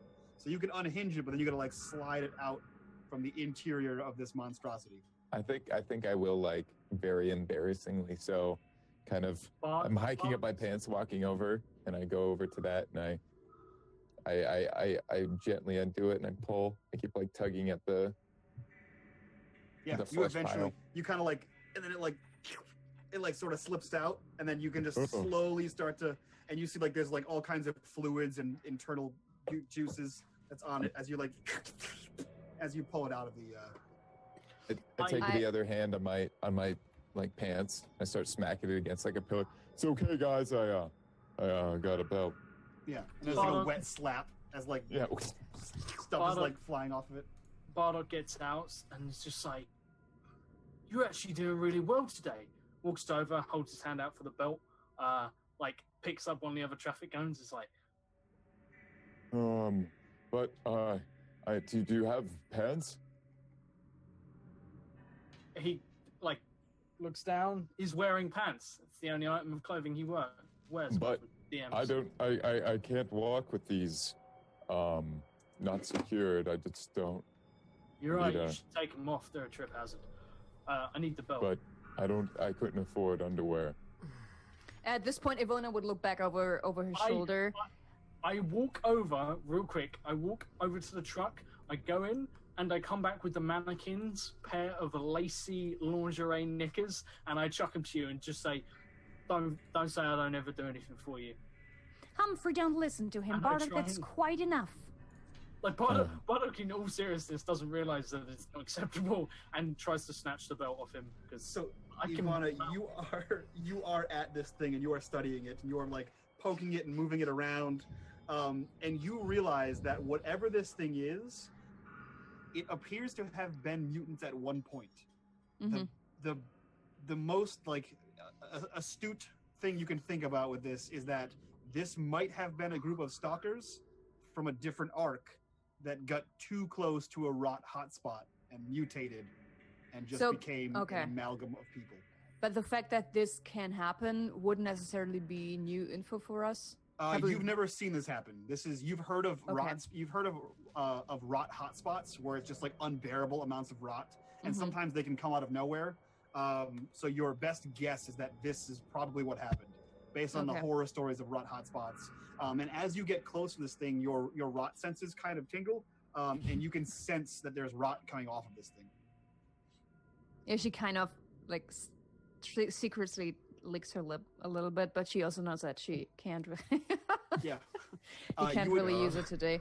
You would also know that with prolonged exposure to this thing, that it might increase your rot growth. I say she would pass on the information to, as she's sniffing it up, passing the information to Petrenko. I don't think we should stay around this thing for too long. There must be a hotspot nearby for rot or something then. We should not stay here any longer and get on our way as soon as possible. Bardock, is Juliet ready? He walks over. He's just gonna say, "We'll get it off the car then. If it's bad news, just fucking remove it." I gotta. I can help. Fantastic. Pass me the belt, and while you take that one off, I'll attach another spike. Enough of the belts. I knowingly hand him the belt, and I take my axe out, like ready to kind of scrape off the stuff. Your trousers fall down. Yeah, they fall down, but I pull them back up, like to hike them over my waist, like a grandpa, and then I start like axing, like very gently over Juliet, just scrape. I think the whole time Bardock just has the belt and he's just snapping it, watching you do it. Every now and again, just give him a tickle. Yeah, so it takes the same amount of time for you to prepare a new cone as it does for you to scrape this disgusting once human form off of the hood of Juliet, and you guys are ready to go. The question I thought he was just borrowing it. You did think that. Yeah. But don't worry, because they genuinely gave you a sexy pair of underwear, so now Humphrey can look as good as he feels inside. Honestly, I think that if Ivona finds out that Humphrey indeed managed to lose the second bell to Bardock, as I mentioned before, Ivona has a very many layers of skirts. She wears, because a lot of them are already eaten up by moss, but she would probably find one that's still okay, and sort of rips out just a long strip from that skirt and give it to Humphrey as a makeshift. I It's not. really thought I gave him a pair of sexy lingerie. You were giving him a skirt, and we were just cross-dressing Humphrey. I was so excited. Oh man. We'll get in on Oh, this. I guess You've out got a of- crop top, right? So Humphrey, you have another makeshift belt you can tie from pieces of from strands of dress fabric. I So mean, I'm actually he still has the option. So he still has the option of wearing the sexy pants on top of his actual pants. I think that would be very stylish. Yeah. I'm gonna take the lacy Actually, underwear Ivona and should suggest that to him. I think it would suit you quite well, Humphrey. You could So- start a new trend. Petrenko will To take put out his over? miniskirt. Here. Don't encourage it, Will. to wear a skirt or to put the undies over. I've never Yeah, dealt put with. put the undies over your normal pants, but the strip that I just gave you, use that first. Mad Max. Keep it. Drag race.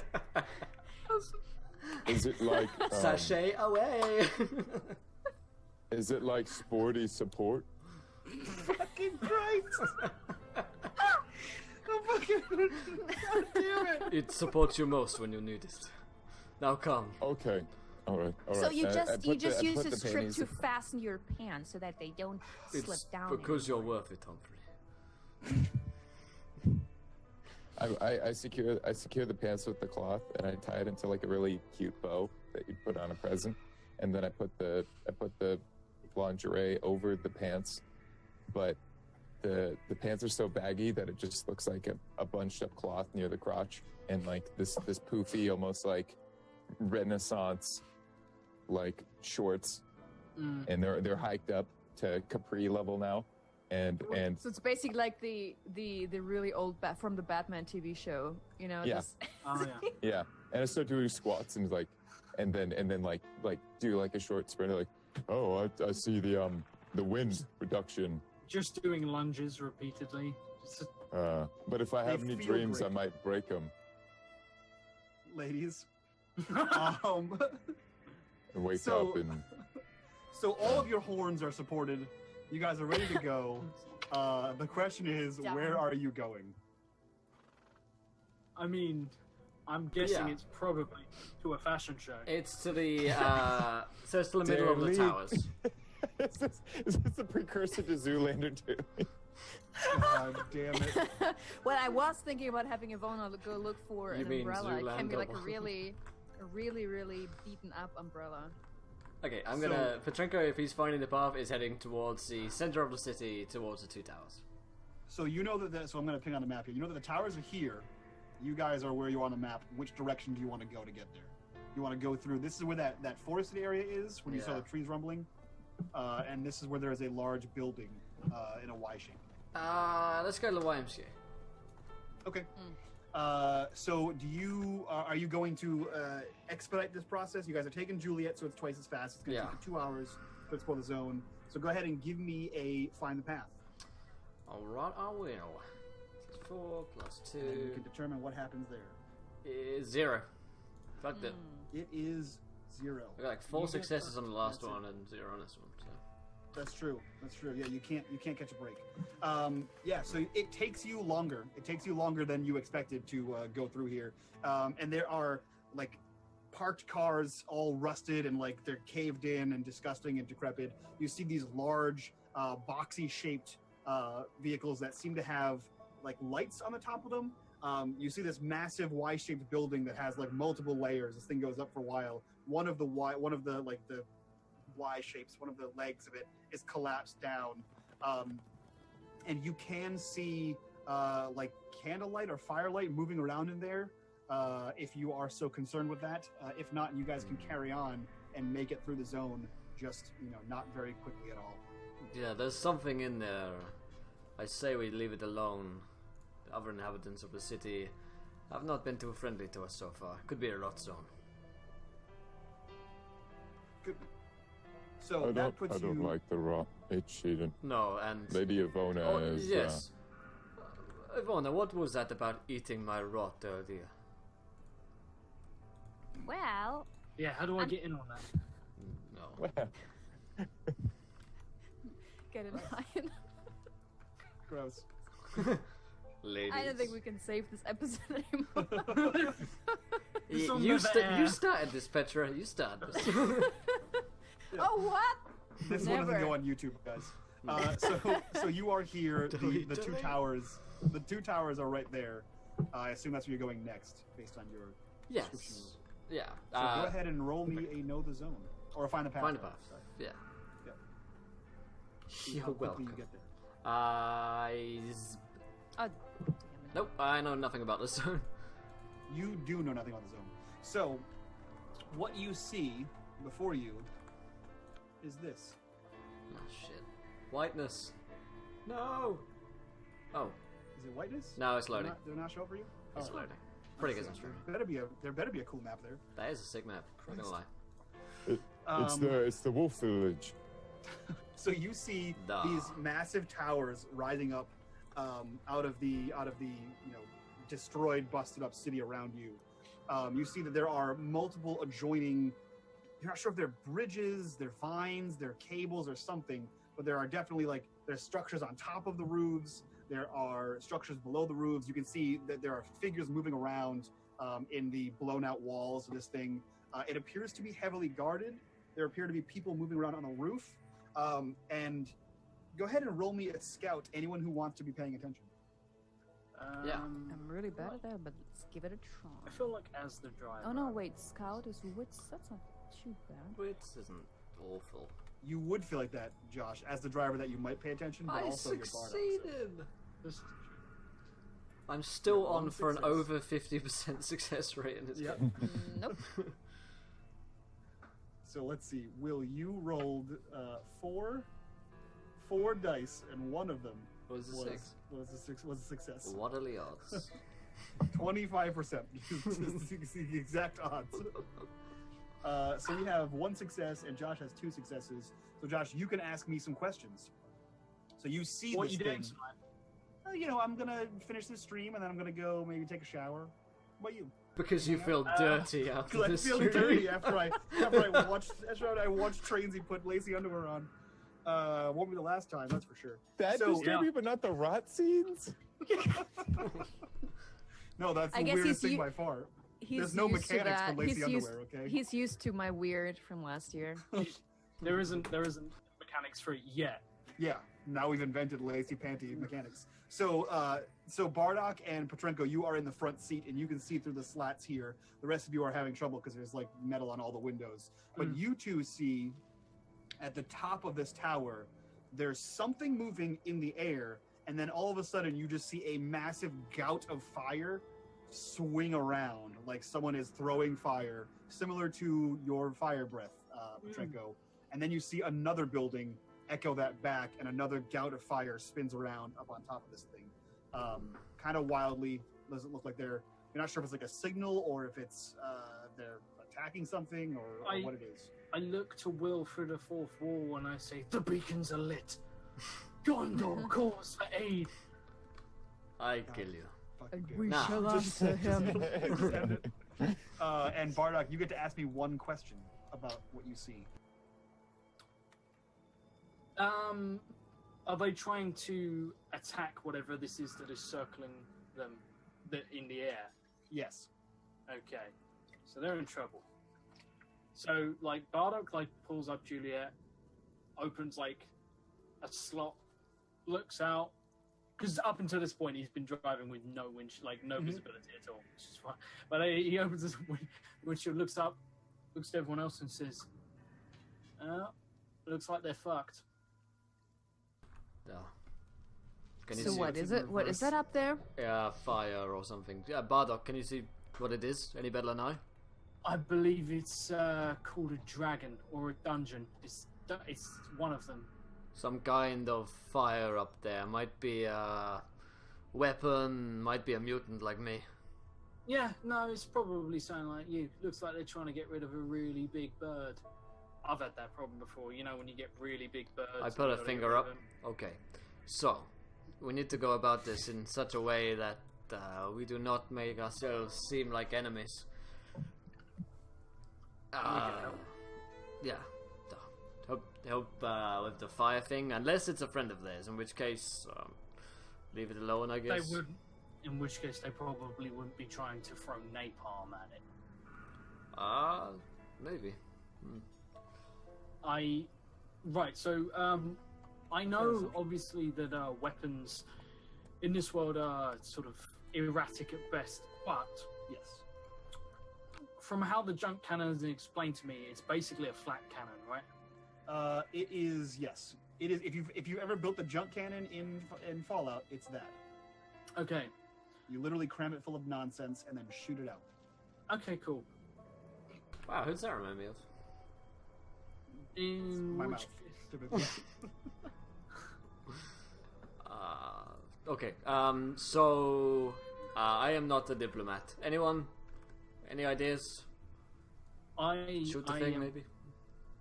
Are there any of But those is it- wrecked cars around us at the moment? There are wrecked cars pretty much all around you that are Cool. decrepit, rusted, like full of holes. I'm gonna get out and start scavenging for some bits. Petra, you do your thing. Yeah, I just want to ask. So the whole scaring off the bird thingy that's happening pretty high up, I assume, right? On the top of this building, yeah. This is like a Okay. skyscraper, so this is pretty high, yeah. So are we able to see if I don't know at the nearest entrance that is anybody So you guys are distracted still- or is it still guarded? So you guys are still a ways away. However, you can see that there is movement on the top. They're firing this fire, literal fire. You see these massive cables or massive vines or something come from the top all the way down that could perhaps be climbed if they're sturdy enough. You see massive cables or vines or bridges roping in between the towers. And you see movement sort of scattering around inside. Or at least that's what Petrenko and Bardock relay back to you guys. I believe You could fly. that he mentioned that I could touch the sky and spread my wings. Yeah, no, I believe they mentioned something. Didn't they say that their leader was a gorilla? A big fucking gorilla. They said that their leader was a chimpanzee. A chimpanzee. I knew he was. So that sort of fits the MO for this is probably the right place. Bardock just says, comes back, and he's basically just taken. He's basically gone over to the engine of the car next to him, which is just fallen through the chassis, and is just in pieces everywhere, and has found as many small pieces as possible, and is in the process of sort of like cramming them right down Juliet's barrel. And knew that'd get a rise at you. And as you know, he's got his fist lodged down there. He looks at you guys and says, "So, my suggestion would be that we drive up. I shoot the junk cannon straight up in the air. We kill one of these fucking things. We look like the grand heroes. We explain that we lost one of their friends who attacked or broke into our ark. We hurt him because we defended ourselves, because fucking. And, yeah. I like But this plan. what if you hit the building and not that thing? Well, then everyone wins, apart from them. But fuck them. Don't miss. This sounds a bit reckless. I mean, maybe we can go talk to them and say hello. That's right. Maybe Humphrey can go talk to them alone. Yeah, I could. I'm actually this plan. I like this plan. No. Humphrey, I you're could- on fire today. This ends in death for thank- one person and one person only. That person is Humphrey. So, That person is Jan Ehrlich. Wait, Jan Ehrlich. wrong Monday. I mean, if Oh, wait. Bardock believes in me, then maybe I can. Maybe I can do it. You know Right. what? He's on a hot streak today. He found spikes when I asked him to. He found me 2 belts, and he didn't die to that thing. I mean, Well, I mean, I'm not too bad at making deals. So if we offer them to get rid of the bird, maybe they won't kill us. You That guys would- hear pop, pop, pop, pop, pop, pop, pop, pop.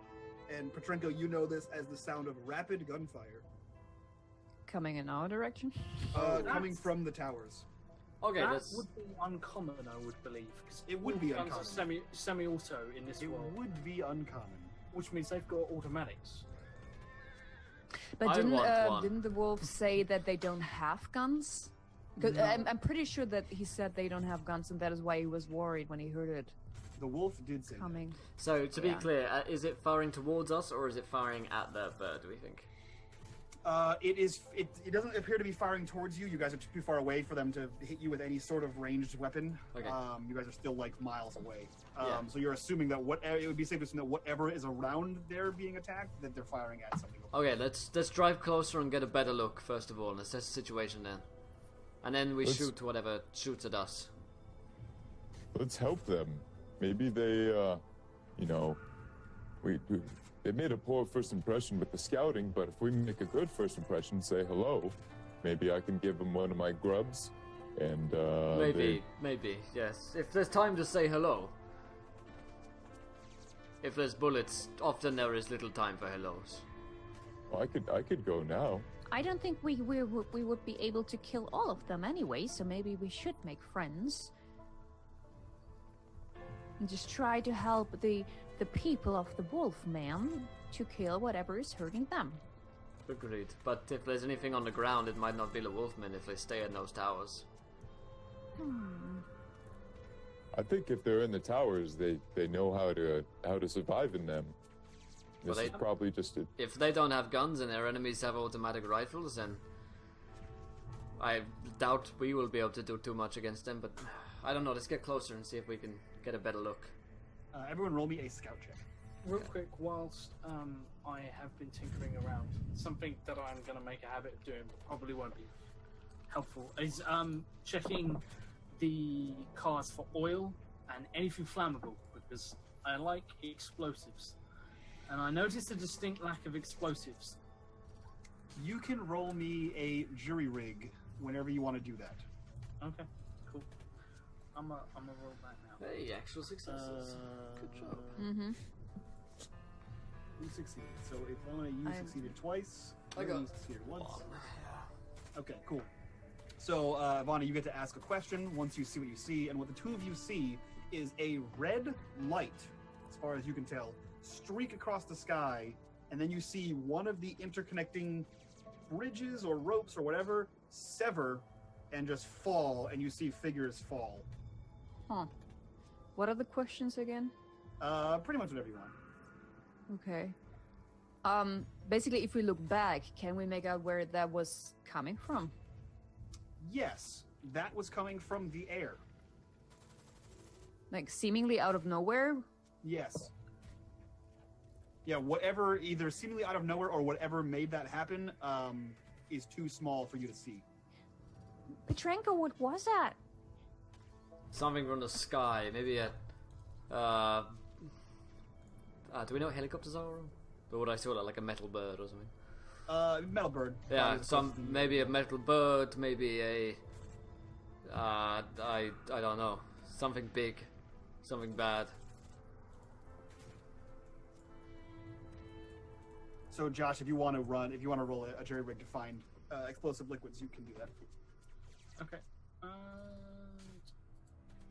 So yeah, as far as I can see, you guys are still planning your movement. There is still you guys hear pop pop pop pop pop pop in the distance. Yeah, you are absolutely able to tear open the engine of a vehicle and find gas and just a little bit of oil. I imagine like it's putrid as fuck. I'm not going to try and run the car on it. This is literally just this shit burns. So I'm Yeah. gonna make myself like as you guys are discussing this, Bardock's paying absolutely zero attention, and he's gonna sort of. Can I make a container like out of something from their car? Yeah, I mean, you guys have enough bottles that you can use for like water or like the empty booze bottles, or you could probably find empty bottles around in the junk you're finding. Molotov, cocktail style. And I sort of like tie this up with some tape and sit it down and notice everyone's still arguing and or discussing or whatever interaction this is. Yeah. Bardock's familiar with it. That works. Yeah. So, what are you guys planning on doing? Yeah, I guess we're getting closer. Yeah, I think so. Are you guys back in the car and moving now, or are you guys on foot? I would. So is Juliet still able to go Yes, to run? Julia can after- slowly what- traverse this path. Yep. maybe we shouldn't alert them with a loud It is very loud. That's true. vehicle. Yeah, that's what I'm thinking. Is there somewhere safe-ish we can put it? Safe being a relative thing. Roll me a find the path, and you can tell me. Okay. Can I also roll? You can roll a know the zone or a scout, whichever one you think you're better at. Okay. That is 3 successes. Notice that. 3 successes. Hot damn. Yeah, so you know that, Petrenko, you can find a path. You do a quick look around, and you see a small footpath that you have a good feeling that will lead you directly to the towers. You can also spend one of those successes to find a good area in which you can hide Juliet. Yeah. And the third one, what do you want to do? Find some grub, find some bullets? Yeah, let's find some bullets. Okay, roll me a d6. Okay, so yeah, I say, there, hiding place. Put Juliet in there and we'll find the path up this way. And I spot 4 bullets. Or Sure. something. Me. Yeah, so you guys are still near this Y-shaped building, near enough to it. You actually see that there is another squat building, probably like a quarter of a mile away from it, if you guys have it from reference. And you notice that there is a multi-tiered building that also has the remains of wrecked cars inside of that. So you're pretty sure that you could hide Juliet there and no one would notice. Nice. Yeah. So yeah, you guys hide her in a car park, and you guys proceed on foot through the quickest path that that Petrenko can find for you guys. And as you get to these towers, you see all manner of crazy things. So you see that there are. So as I assume you guys are gonna like stop and look and not just run in there like crazy people. Yeah, we'll pose like superheroes. Seems so. Okay. Yeah, so around the base of the building, there are several smaller houses. The whole area is covered in like dense vegetation. It looks like the lower floors of these towers are completely cleaned out. You do see several different animal mutants moving around here. There's like a lot of clutter, a lot of like stacked up cars to make like a faux palisade. And you see, now you see much closer at the top of the building, you see that there is someone that there is operating wherever the end of the fire is. There's actually a large person there on the end of each one of those things. You see that there are these weird whirring machines flying through the air, firing that red beam at things. On the ground, you see people that look like Callisto. You also see what you know as dogs, but on their hind legs, walking upright, carrying like spears and bow and arrows. And they are fighting these massive, I guess, football, soccer ball sized spiders. And they are these huge, and as you get closer to the spiders, they're these metal clanking spiders that are just leaping on people, and they have like whirring gears and pincers that are trying to grind up these animals. Oh god. What do you guys want to do? Oh shit. gonna Let's start turn around. sprinting. Let's leave them. Good day. I will watch from a distance. I'm gonna sprint towards them with like my axe. Sure. Yeah, so you yeah. charge in, axe out, and what are you Bye, planning to do? Humphrey. Yeah. Chop out one of these spiders? I'm just gonna try and like try and smash one with the blunt side, like flat. Yep. And if that doesn't work, maybe like even attempt to stop one, and then run over to another person and try to peel back the sensors that are gripped into their face and throw it on the ground. Yeah, that absolutely works. So roll me a force. Oh. Hopefully. Wow. I go limp noodle on them. Yeah. So you run out there. You have your axe. You kind of baseball swing. It mostly just spins the guy around that has it on its face, and then you like put your axe down and you grab on and you're like trying to pull it off, and you're just locked in death grips with this thing as you're trying to tear it from this dog's face. What are the rest of you doing? You just saw your friend Humphrey run in there like a crazy person. And I point at the spiders. I think they're the bad guys, and I'm gonna rush up and fire off a shot on one of them. Also, I should have spent my bullet from last time. Okay. Yeah, just mark those off. As you spend bullets, mark those off. Okay. Also, Will, I think you are the only one that didn't use like any of your mutation points, and I think Josh too. They do carry over, so they do stack. So you should have like 3 by now. Well, you used one yesterday. I right? You used spit one on spitting on someone. ball of mutant. Yep. Yeah. So you should have 2 left, and I think Josh, you have 3. I have mutation 3. points. Yeah. So you fire off. So go ahead and roll me a shoot as you fire off a shot at one of these mechanical droids. All right, I will. If this would ever stop fucking itself. God damn it. Alright. Yeah, okay. So, a very many-sided dice for the cheer as well. Let me do a fire. If at all possible. Internet. Would you not, please? Thank you. I've got 5 in that, 2 in that, 1 in that, and 2 successes. Perfect. So you fire it off. You do 1 damage to this thing. So you fire it off, and you hit it like in its metallic carapace as it shatters to pieces as it's about to leap on the face of one of these wolves. And you quickly reload. And do you want to fire on another one? Yeah, hell yeah, I do. Okay. So you quickly reload, spin, and just fire on a second one that also just shatters on the ground. And you can see its 8 legs are still clipping and clawing and slowly moving across until all the gears finally die out. How many of them are there? Yeah, good question. There are... Roll me a scout. Okay, also I'm going to say to Humphrey, get in cover! Oh, but the spiders, they're attacking them. Okay, attack them from cover if possible. I go to look to cover, and then I see another person that's being grappled by the spiders, and I, like, conflicted. I try to pull off another one and like throw it. So in the melee, between people spinning around, axes flying, spears, bow and arrows rather, and these 2 shots that Petrenko just fired, it is hard to tell how many exactly there are. Mm-hmm. But if you guys look in your handouts, you should see 2 new things, one called drones and one called service bots. And you can see what it is you are fighting. Oh damn!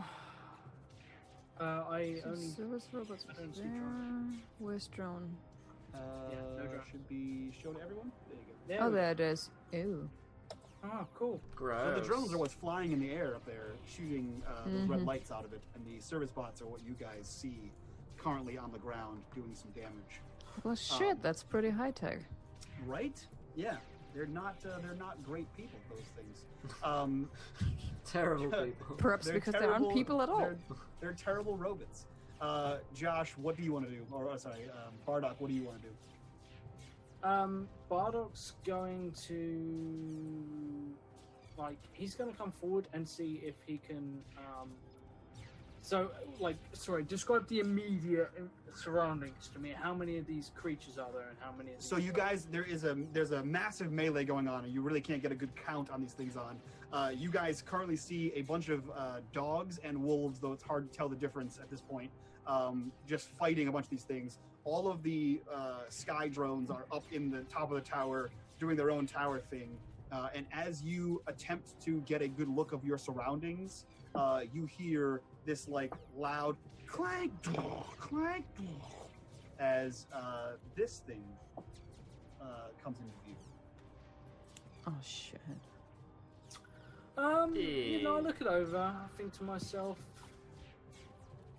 the Not fuck? worth it. That's a good thought. I'm going to look at its eyes. How far away is this thing? This thing is a long range from you. You could hit it if you tell me that you dismounted your junk cannon. You can hit it with your junk cannon, or you can hit it with your rifle if you have a rifle. Yeah, I have a. No, I can't. My scrap gun is shit. So yeah, no, I guess I'm gonna go over. I'm gonna start making my way towards it. How? Is there a load of people in my way? I presume. Yeah, there are, but there's a melee going on, and you can easily maneuver around them. They seem to be engaged in combat. So Bardock draws his machete, puts it in his teeth for a second, takes out the Molotov that he's got, gets his ladder ready, and is gonna like take the machete back, walk through, and he's gonna walk through the melee and like just sort of like slap people out of the way, just sort of like, excuse me, wait, fuck off, no, fuck off, go on your bike, and sort of maneuver his way through every now and again, just like ducking. Like he'll drop something, duck, and like something will fly over his head, and then he'll stand back up again, and just like, fucking ridiculous, Randy. Call this customer service, fuck me. And I want to try and bear down on this thing, and if I can get within range, I want to stick a Molotov in its face. Yeah, so Molotov range is short if you want to throw it. So yeah, you can get up to short range. You are going to take one attack from one of these service robots. So let me see here. Service robot. Service robot. Humans are dead. It's going to come at you, and it's going to miss. So yeah, one of the times that you drop something, this thing just leaps over your head, and you can hear like all kinds of like clicks and clacks as it just skims over the top of you, missing you entirely. So you are able to get within short range of this thing. You see it like lumbering into the fray, and then its head and like several of its like lights on it like rotate towards you, and you see like a bunch of gears and wires coming out of like the back of its neck, controlling it to the or connecting it to the back of this massive pump there. And yeah, you can throw your Molotov if you're so inclined. He looks at it. He's absolutely fascinated with it. Sort of points at it with the machete, and just says, "Down, boy. You're mine now, okay? Down. No. Stop. For fuck's sake." And just hurls a Molotov in its face. Okay. Having no idea what a camera is at all. Like, so he's just like, this will hurt it if I hit it in the face. Yeah, I'm sure the fire will hurt the metal monster. Roll me a force. A force roll. The thing is, in character, I don't know. But out of character, I'm kind of thinking if it's going to try and it's probably got some vision display, and good luck trying to see when your when your camera lens is on fire. You know, That's true. So force is strength plus. I got one. Cool. So no bonuses from this, I presume. No, there's no bonuses on a makeshift Molotov. Cool. Yeah, someone mentioned this in chat. I'm gonna be calling it the Petrenko cocktail. Yeah, I saw that. No, what happened? How do I push a roll? Cool. That's gonna be fun. It's not happened yet. So what you do is you re-roll all of the dice you rolled except for the number of ones you rolled. So you rolled 1 on your base die. So go ahead and roll 3 for your base, and looks like 1 for your skill, and roll it again. And what do I get if I? If you succeed, you succeed. If you, no matter what, every single 1 you rolled is damage. Yeah, you. fuck it. You only live once. So, I And believe. This time, this game is I don't believe. Why did I ever believe? All right, cool. So you have a total of 3 ones. So you immediately take 3, I believe, strength damage. Whoa, what? We don't need this time round. No, all the ones you have rolled the entire time. Oh, All I ones. might not have done that then. All ones. But I guess it's too late. Yeah. So if you had dice, all the ones stay on the table, and you re-roll the remainder of your dice. Right. And then you put aside all the ones. Okay. This is So how you we take learn. 3 strength damage. Okay. How dead are you? I am. That maxes. That's as much strength damage as I can take. Does that Cool. kill me? So you guys see Bardock just wade through a sea of melee, pull out something, light it on fire, lean back, and then throw it. It falls way short, and then you see him just sort of tumble over with it as he releases. It just like hits the ground, tink, tink, tink, and rolls forward, and it appears as though Bardock has passed out. You're not sure if it's the excitement, him moving around too quickly, or what happened, but he's down. He is unconscious. Moving around too quickly. Yeah. That always makes me He pass was out. too excitable. You know, there was a lot of fumes involved. You know, you haven't seen him He's take had a lot of drugs sugar, recently. and now he's Yeah. crashed out. Yeah, it's like a kid. Yeah. Okay. Shit. You've seen him taking all of his booze and pouring it into Juliet. I was so gonna might have just say had he might be in withdrawal actually, Yeah. going cold Yeah. turkey. It's been tough. Yeah, so that's what you see. Also, he is quite close to that lumbering monstrosity that is just a beast of whirs and gears. But it's okay because I'm unconscious now, so I am entirely defenseless and probably going to die. Yeah. The great part about being unconscious in this game is that coup de grace is just literally all someone has to do is move within range of me and declare an attack, and I die instantaneously. Yeah, it's a good. That's how coup de grace should be. Yeah, yeah, I agree. It should be. So the rest of you see this. I believe Yeah, I Humphrey. agree, you're dead. Humphrey, you are doing things. You had your turn. Ivana and Petrenko, what do you do? I think so. Ivana doesn't feel good at all. Like, this is not her world. She's good with making deals and manipulating people, and she's rather scared and anxious. She pulled out her derringer, but you can see her hand shake, and she first pointed at those spidery things, but then she saw the big thing coming out, and I think all that's keeping her from just fleeing the scene is the sort of the fixer knowledge that once this is over, there might actually be things she can take and to make a really good deals. That's true. And then when she sees Bardock going down, she's probably try and aim for that big thing and shoot at it. So shoot at that big thing. Oh god, that's agility, right? It is. Shoot the big thing. Oh god, it's only 3 dice. That sucks. I'm sure you'll be fine. Skill dice is 0 and gear is 1. Yep. Hey! Nice. So you fire off, ping, and it just sort of in slow motion see your bullet just sort of go through this crowd, missing everybody, and then you see it just like ting and ping off the metal plates on this thing that is proceeding towards Bardock, and then you see the head nodule just sort of like up, and then you see as it stomps over Bardock, and leaving him in the dust behind it, moving towards you guys. Yay! So it didn't actually damage it? It did not kill. It did damage it. Okay. Actually, I'm sorry. Let me find out if it damages it. This thing has a shitload of armor. Well, So that makes sense. Massive number of dice. Yes, it did not actually. As far as you can tell, it did not damage it. As far as you can tell, it did not damage it. And that's how, destroy the core. guys, that's how armor works in this game. You roll for armor, and it is you just make a gear roll for how many ever armor you have. So this thing, as you can see, has 10 armor. So I roll 10 dice. If any one of those 10 dice is a 6, that is a success. For every 1 6 you roll, you reduce the damage by that many. Huh. So you dealt 1 damage, it blocked 1 damage. Gotcha. That's how it works. 10, yeah, so you see this Well, thing shit. just moving towards you. And Ivana would probably go, I made it go away. I made it not hurt Bardock, but uh-oh. Get in cover now.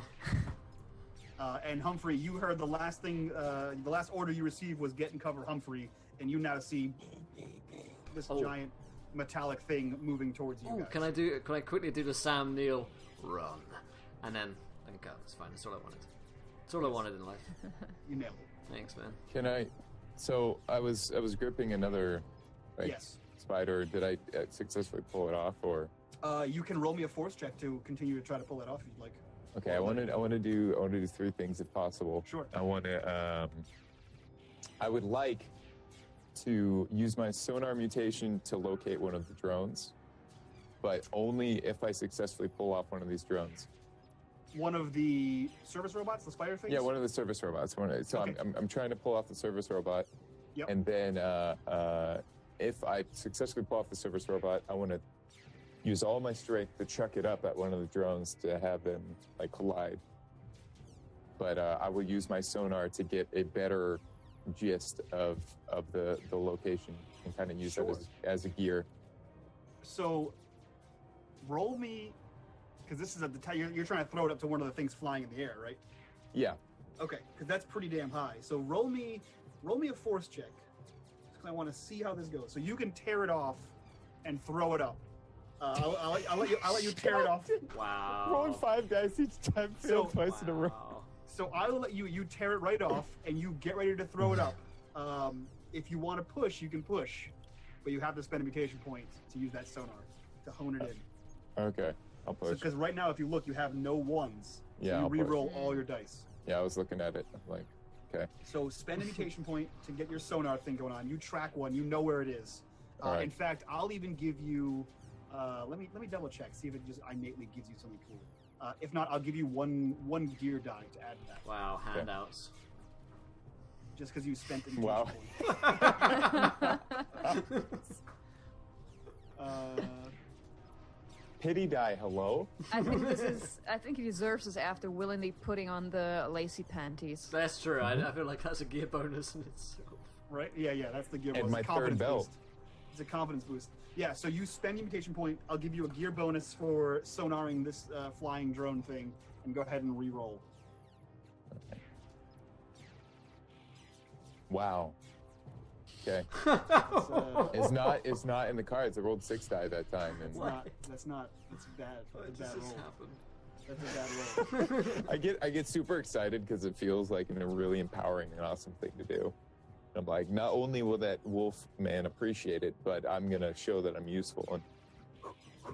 And So you take 1 strength damage. You gain 1 mutation point, and roll me a d6. how much strength damage? 2? Gain or lose? Mutation point. You gain 1 mutation point. Every time you push your dice, you gain that many number of Yeah. ones. So you gain 1. So you basically nullified the spending of 1. Roll me, and then you take 1 strength damage, freezing force, and then roll me a d6. Please a 1. Is it a 1? Oh my god, Tracy, why are you so bad at games? Crazy, go ahead and roll me 2d6s. Oh my god. This is exciting. This is something like that. Well, aside from the fact that he permanently has to lower one of his stats, but he gets a new mutation. Permanently lower a stat. Oh my god. So, as well as talk about the permanently lowering as well. Like, if you're a stat is quite good if it's like 5 in this game, right? And the average of stats is so 3. It's the highest. Yeah. So 4 is the highest you can have. Right. 5 you can have in your special Specialty, stat, yeah. like whatever your stat is. But the way it works is your stat pools are each your health pools. So if you get to 0 in any of them, you die. Well, you go unconscious essentially. So like Josh got to 0 in strength, which means he literally falls unconscious. If you fall to 0 in agility, you are just so tired and you can't actually move anymore. If you fall to 0 in wits, you actually start to like lose your sanity and you just like wander off into the desert because you just don't know what the hell's going on.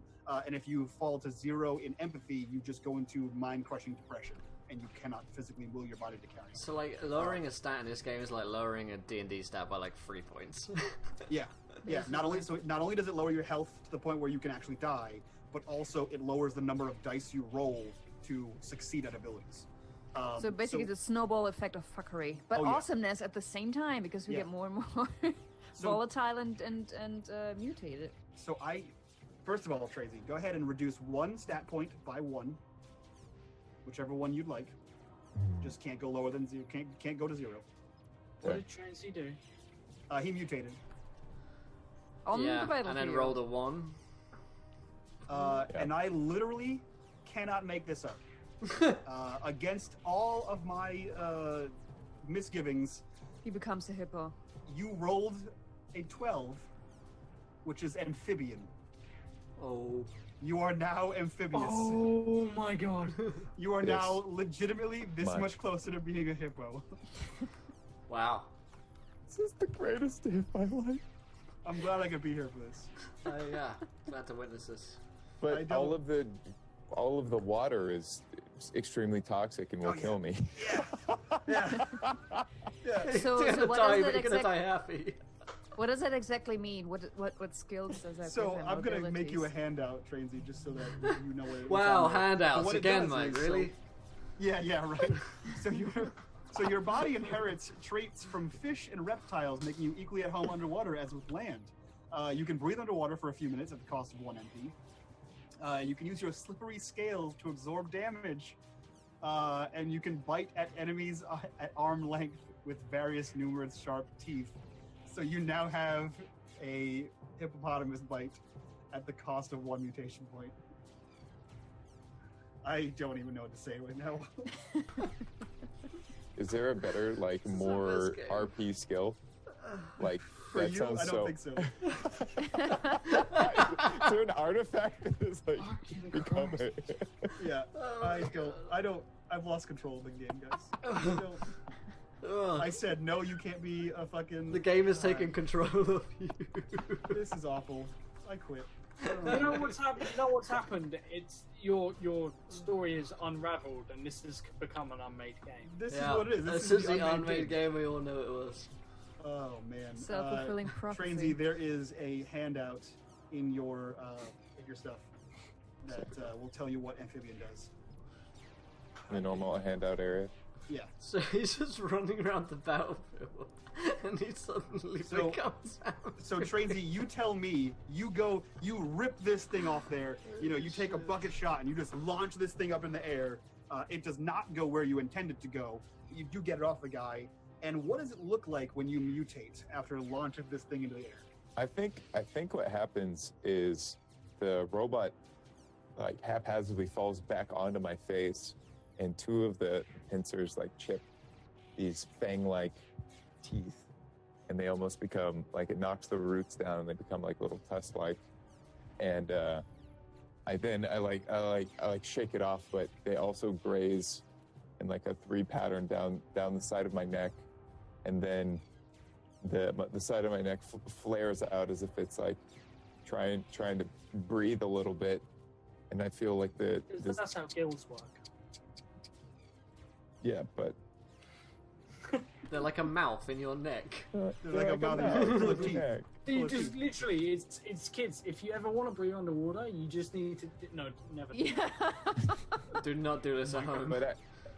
But the radiation just like ticks in my brain, and this transformation happens, and my teeth or my mouth is just now bleeding, and I look up, just saddened by the idea that I completely missed the drone.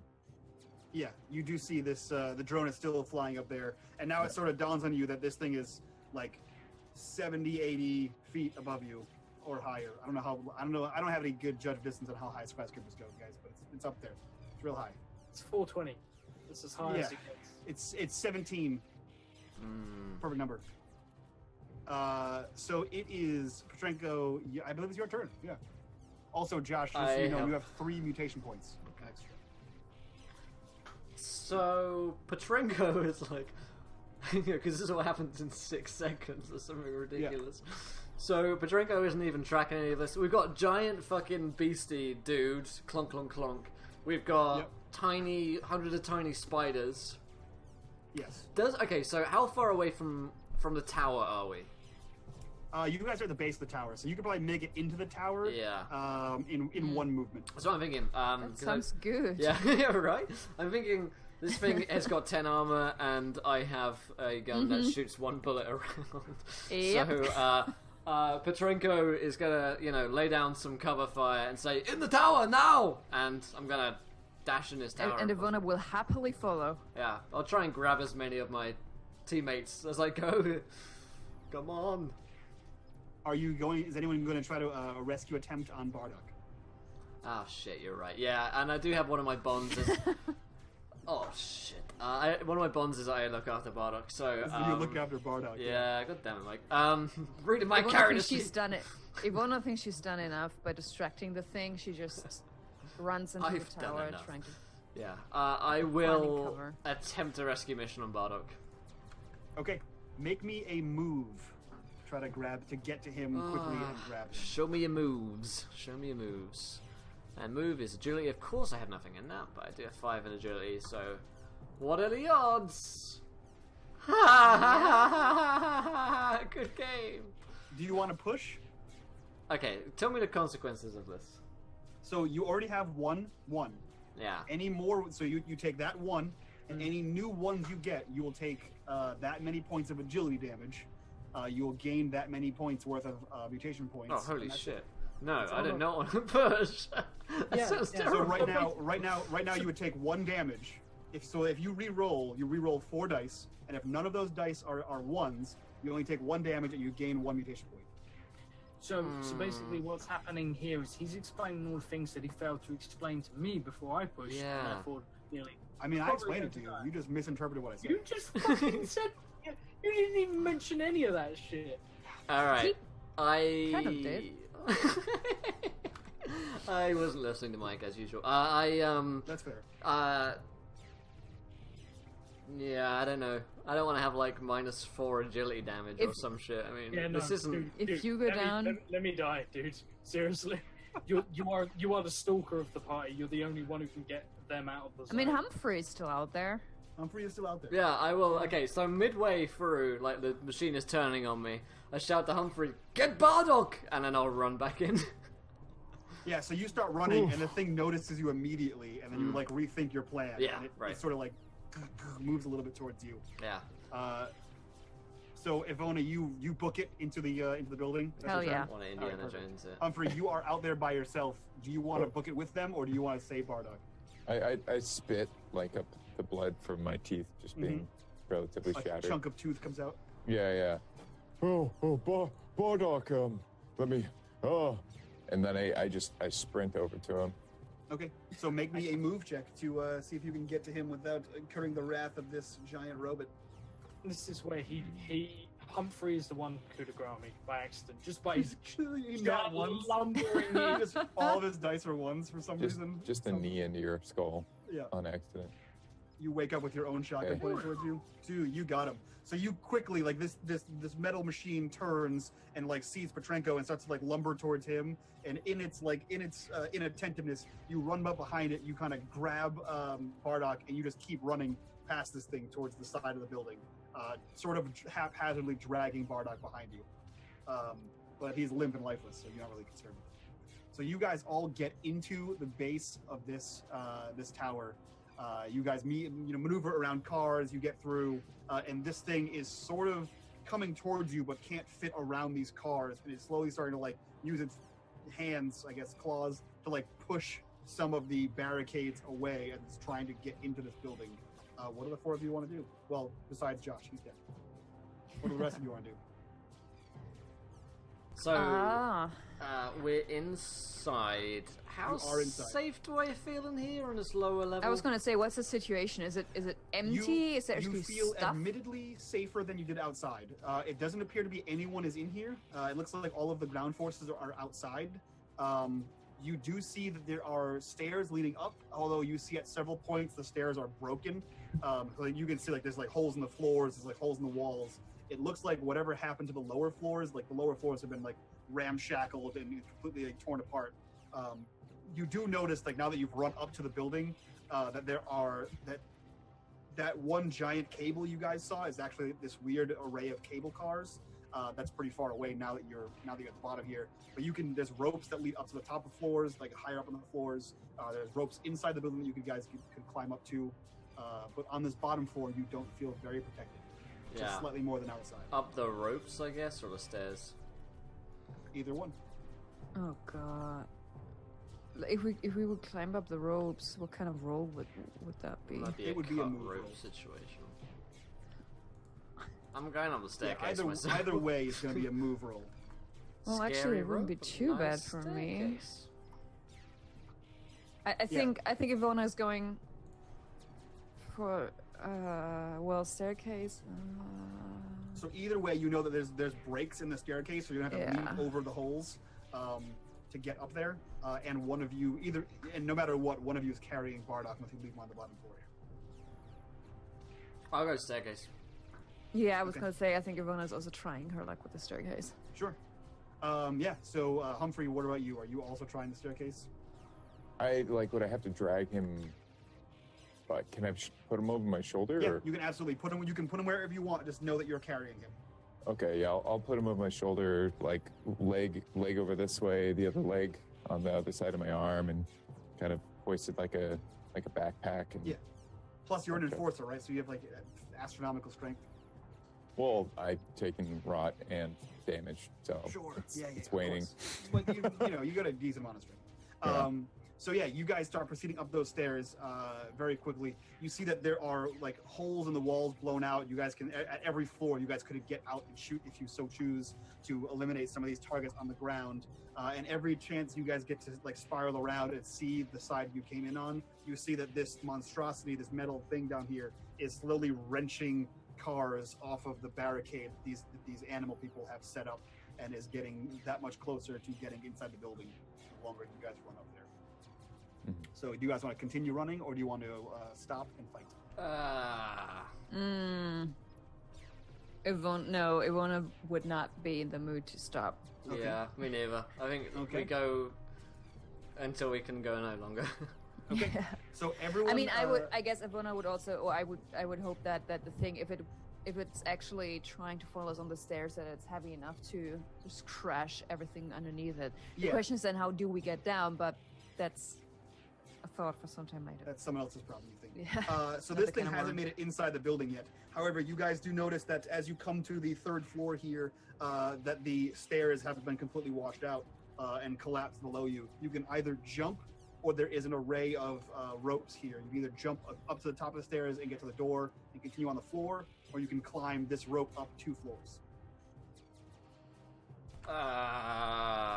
It's both agility, I suppose, right? Unless you can paint it some other way. If you can tell me why it's some other skill, I'll gladly let you have it. Honestly, agility in this situation would be the only thing that's.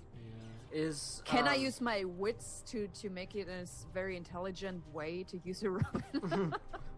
Is Humphrey with us? Sorry. Is it Tarzan style? Humphrey is with you. Okay. Yeah, I'm behind you guys with Burdock. With Burdock, yeah. I'm going to use my agility up the rope then, because I'm vaguely agile. Okay. Yeah, you can do that. Okay. You could, Ivona, you could use comprehend to figure out a way around either of those obstacles. But it would be a very difficult roll. Nailed it. Yep, you leap off the stairs, you grab the rope, and you are hand over hand going up that rope. I'm just gonna try it. Do the Okay. same. Oh, God. So that was a move. So it's agility. Yep. Move. So to be clear, are you trying the rope, or are you trying the No, I'm- to jump yeah. the stairs? No, I'm also trying to grab the rope. Okay. To agility. Can I throw Burdock? Over the stairs? Thank God. Yeah. You can. Okay. Ivona, you leap onto those things. You catch the sway of it swinging back and forth as Petrenko is climbing up it, and when it gets closer, you leap on top of it, and you're hand over hand, right up behind him. So, just for the sake of numbers, roll me a force to see how far you throw him, Humphrey. I'll catch. Perfect. You succeed in a way that like he doesn't hit the stairs and potentially roll off. You throw him like through the door up the stairs. You do know that if you take the rope leads up 2 floors as opposed to the stairs leads up to the next floor. So if you proceed up the rope, you have to come back down to get it. I think I'll try to jump the stairs if Okay. possible. Yeah. So then make me an agility. Or a move, sorry.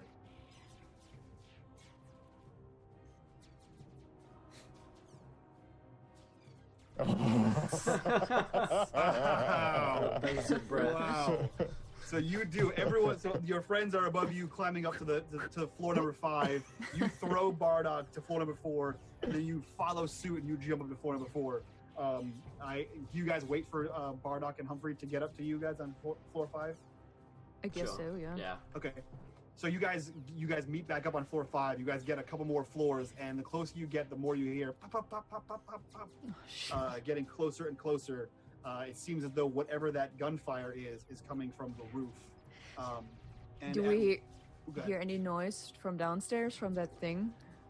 You do. You hear a car just kind of like this. The sound of scraping metal on metal as the final car is just wrenched off the top, and you hear like as this thing crushes the roofs of 2 cars and sort of climbs in. And if you look back down through like the hole that you climbed up, you can see this thing is on the bottom, just sort of like turning around, trying to figure out where its prey went.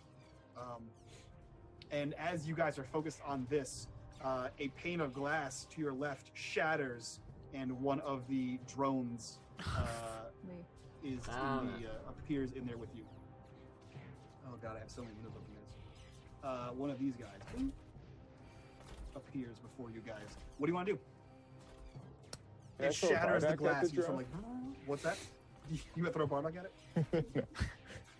Improvised weapon. Yeah. But by the way, out of character, how do we revive Bardock? Do we have to Heal. feed him? We don't. Nope, you roll heal. Can I try to heal him? You can roll heal. I don't think I have it. Heal. What is I'm just gonna Everyone has start heal. slapping his face. heal to, is so heal is empathy. Yeah. Actually, let me make that. Empathy is my highest, or try at least. Empathy is my highest. Absolutely. We can both roll. Do I have You any? can all roll. Do I have any gear? Can I You rip don't. off You more don't have. straps? You don't off- have any. I can rip off more straps from my many countless. So skirts. you would think that, but as you're looking at him, you're smart enough to know that there's no wounds on him. Nah. There's no reason why he just passed out. Gotcha. You're not really sure, and bandage won't help. Do I perhaps have like a little sample of a little something, like one of my drugs on me? You know what? Would you have brought your drugs into the field? I don't. I think that she doesn't go anywhere without it, just in case she has the possibility to make some kind of trade or gain a Okay. new customer. Then yes. In that case, as the resident drug dealer, you do have one little hit of whatever your drug is, and you can Okay. use it as a +1 gear die. to Let's see if we bring- can jumpstart bring- this bitch. to jumpstart Bardock's heart. Just pouring alcohol like he's Juliet. You succeeded. You succeeded. So let's see here. So you can. He's bolting up. Yep. So you can bring him back up to a number of 6s you rolled. So you can bring him back up to 2 strength. So you rolled 2 6s. He's back up to 2 strength, and he wakes up. So describe to me what it looks like when you give him this drug and how you respond, Bardock. How do you wake up? I think so. Since he can't really swallow, and I don't want to make him choke on anything. I'm just gonna. I can't make him snort. I'm just gonna. Sorry if I continue to gross people out, but I'm just gonna rub it into his gum, and Perfect. sort of massage it in and wait for it to be absorbed into his bloodstream. Nice. I like it. And Bardock, what does it look like when you come back from the dead? Full of drugs in your mouth. Yeah. So there's like a couple of moments of like nothing, and then Bardock literally like does the really creepy full back arch on the floor, where like it's like his chest is trying to reach the ceiling, and he almost like snaps into, and his arms sort of stretch out and spasm, and finally he just goes completely limp for a second, and then his eyelids like flick sideways open, and he licks up all of the remainder of this. It was a dry sample of bayou sludge. Fuck. Okay, let's fucking right. Oh, you're alive. Good.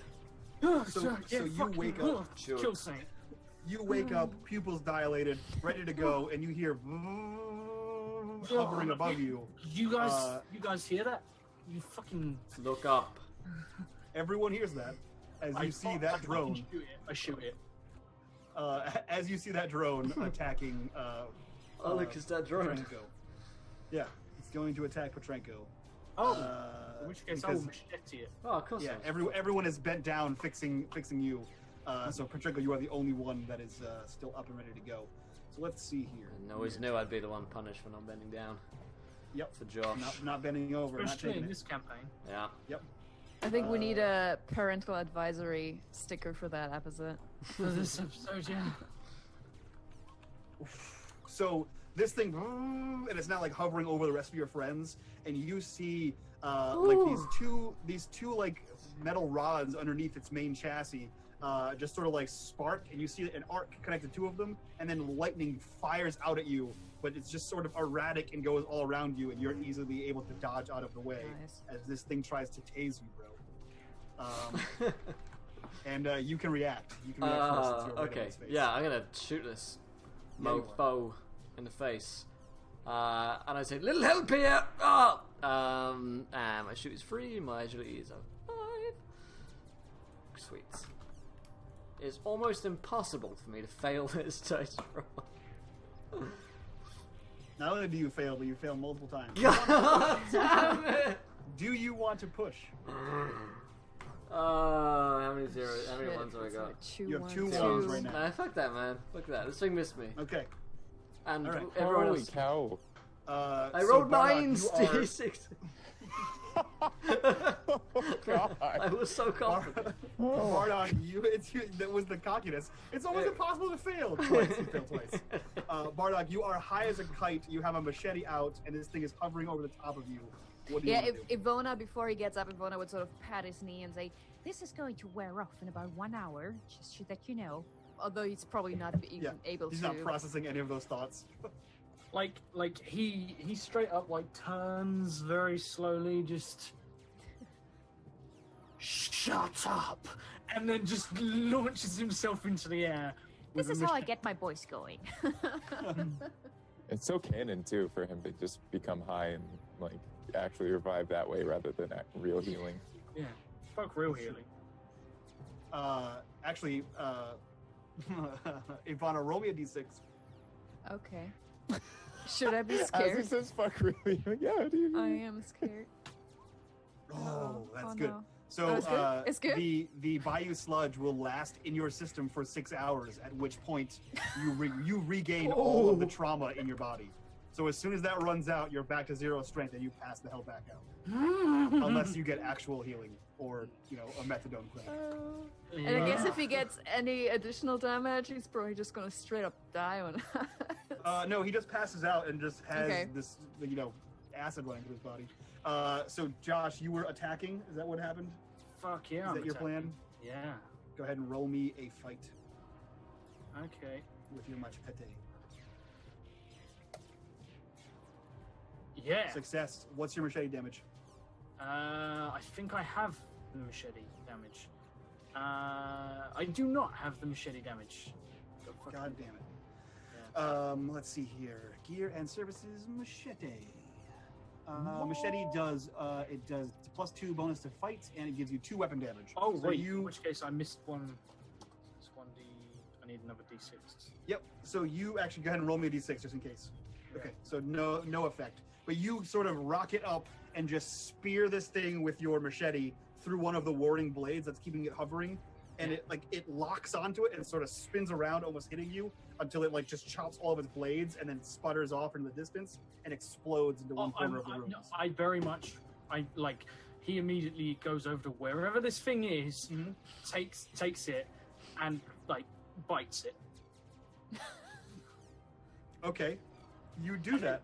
And then- and then Ivona's standing in he's the back. crou- That might have been a little bit too much there, actually. He's crouched in the corner, looking at you guys, and he has the machete, and he's just My going around precious. and he's just, yeah.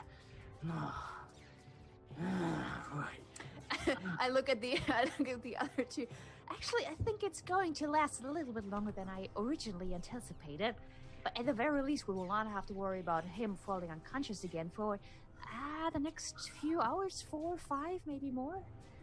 Ilona, whoa. Stop talking. It's Ivona. Ivona. My Sharona. Is he actually being able to look at me, or is he looking like 2 feet I guess next? probably sporadic. He's got ADD eyes just all over the place. No, You. stop. Stop moving. Fucking. You do know, Josh, that you could probably, Bardock might not know, but you know that you could probably jerry-rig this thing to pull some pieces off of it. Oh, that's why he's got it. That and food. That, and he's going to eat the metal robot. I was Yeah. gonna say, now that the danger, at least for the right now, for the next Yes. few seconds, is over, is there anything useful lying around on this floor? Roll me a scout. Alright. I keep forgetting what I have, probably because it's so effing low. Scout is wits. Could have been worse. And Josh, if you want a jury rig, you can go ahead and roll me a jury rig. fucking yeah. Okay. One success. Cool. Roll me 3d6s. Okay.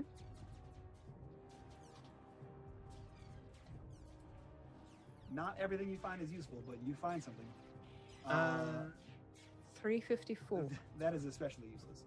You find Great. you find a large rectangular, like a flat plastic board with cabling coming out of it that has like pressable buttons on the top of it that seem to be in some kind of dialect or script. Can you read? Are you one of the few that can read?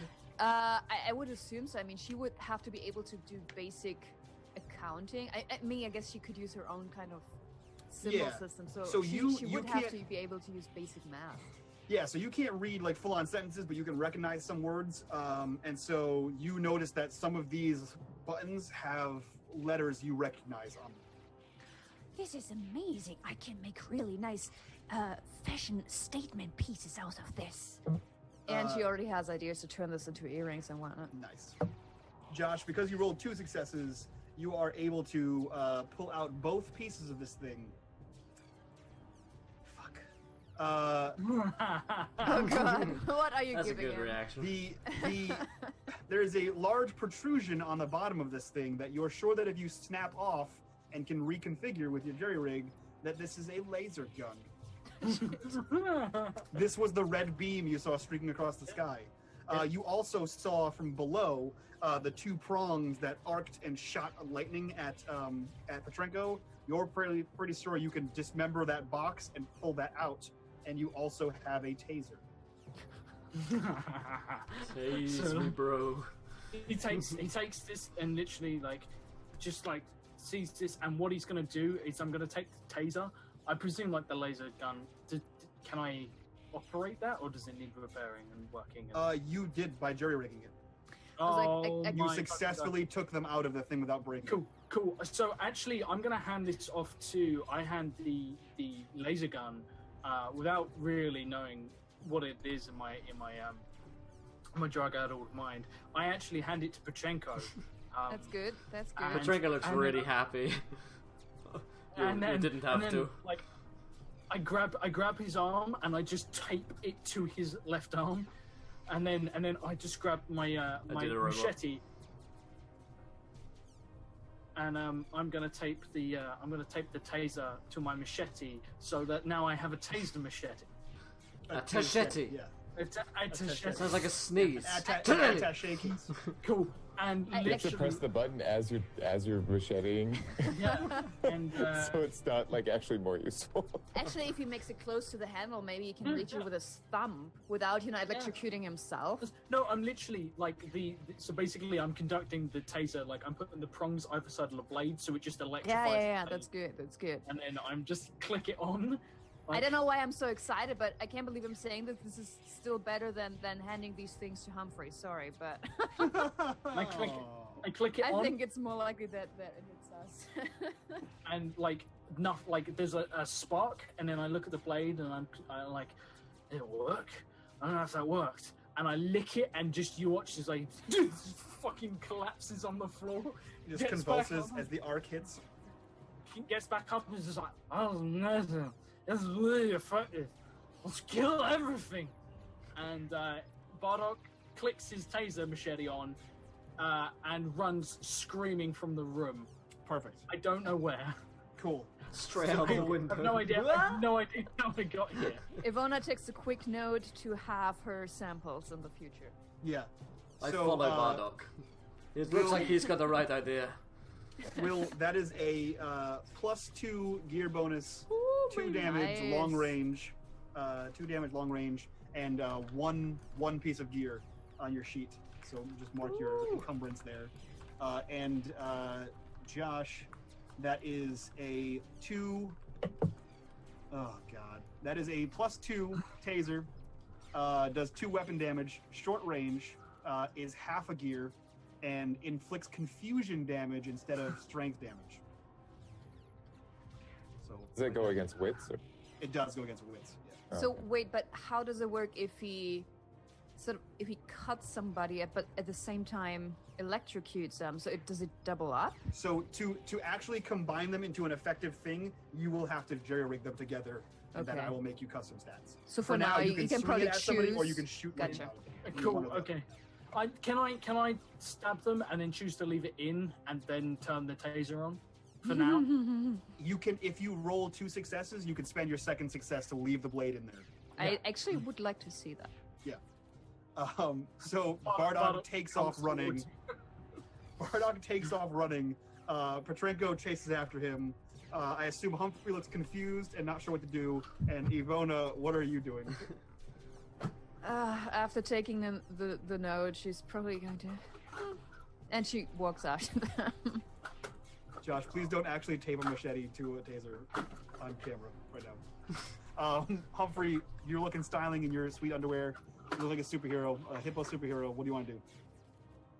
I mean, I'm carrying Bardock. He kind of leapt out and got lost in the big confusion. I guess I'll just go to everyone else and just follow.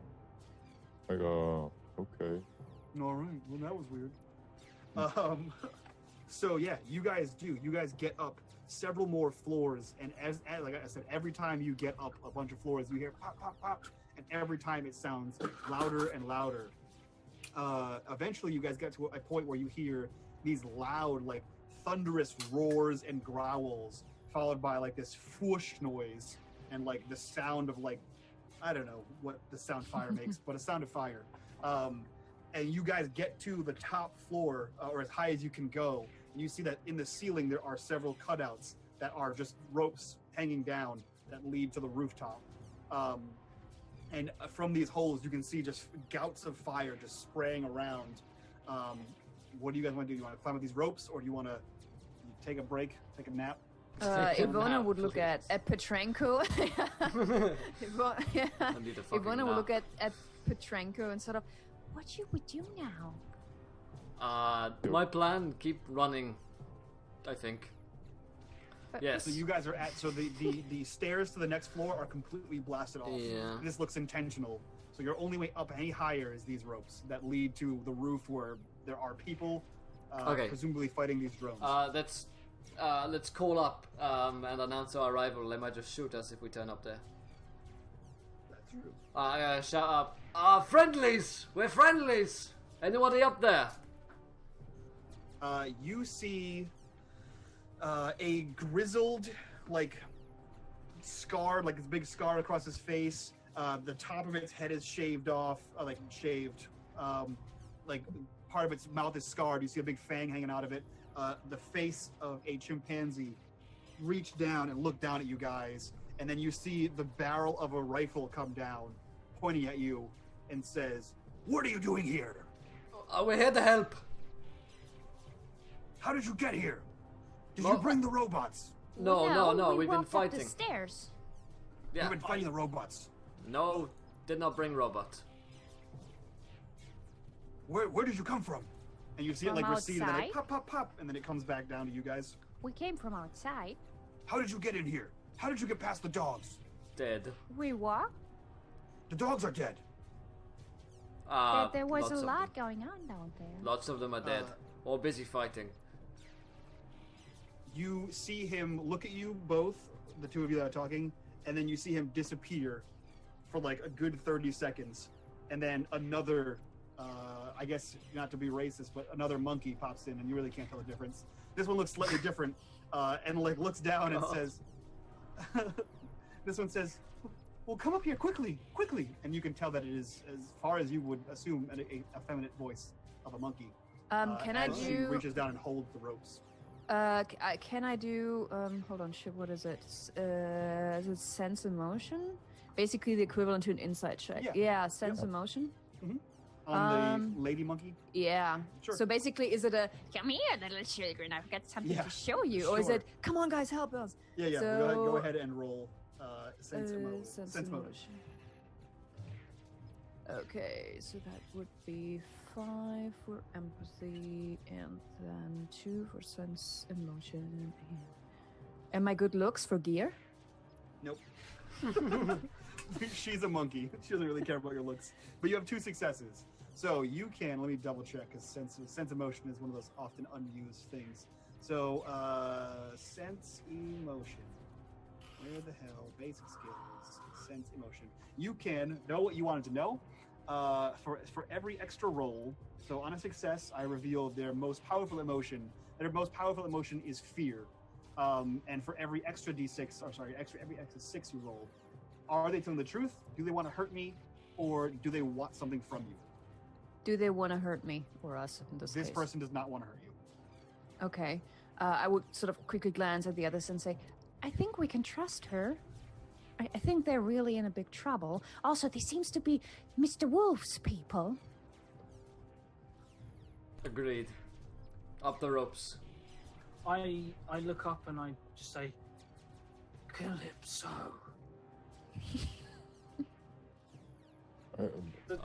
Do they react in any way? Do you say it in that manner? All high and quietly? Yeah. All I say high it and quite quiet.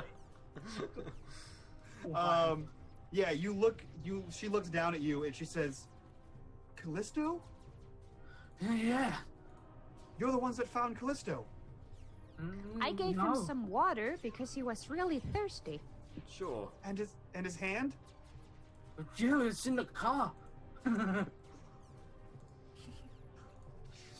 She shakes the rope out to you guys and like a come up here kind of thing. And she says, we'll figure that out later. And like jerks the rope to you guys. Okay, helping you guys. I don't know, Petrenko's probably the one to go Sure. I'll first. jump up. Yep. Sure. So Well, you that's get a more like high, plus right? one gear bonus to climb this rope and not eat shit. Okay. So that was it gonna move? It is a move with a plus 1 gear So bonus because agility. they're helping you. So Nope, 2 I plus die. a 1 plus a 1. Nope, Ah! I died. How many stairs? How many Don't fall onto Right. me. You only fall like 2 feet. You're literally on the ground, like the rope leads to the ground. I do Yeah, a little you jump. get up there. You get up there easily. I do this- Petrenko jump for no reason. I do He's, this like, left awkward and then thing slid where like down. I grab onto it but I can't get my legs on and I'm just like swinging slowly around on this rope. You realize the reason you've made no progress is because Bardock is just holding onto your leg. Yeah. So I also failed. Oh. Everyone also failed. That's So what that Ivona, is. you see. So everyone, it takes you a few tries to get up there. You'll eventually get up there, and when you do, you see Ivona already standing up there. I assume probably conversing with one of these monkeys. But Ivona, you see there are these massive 7-foot tall, covered in hair bandoliers, these massive bears that are on mounted turrets, just shooting fire on the top of these buildings, aiming at these hovering metal creatures that you guys have already killed one of. You see the angry monkey has an assault rifle, and he's just pop, pop, pop, pop, pop, following them down. You see there are several other large bears firing bows and arrows, throwing spears at these things, trying their best to keep them off. And you see that on the top of the roof that you are on, there are several bridges that connect to the center, the center building and the far left building, all the way out there. So these rooftops are interconnected somehow by these pulleys and bridges. Everyone else gets up there. What do you guys want to do while you're up there on the top there? I look over to the communist building, Mhm. the far left building, and condemn it immediately to death. And then Sure. I look to these two sentries, because It's not every day you see a 7-foot tall bear shooting fire out of a cannon. does he maintain the right to bear arms?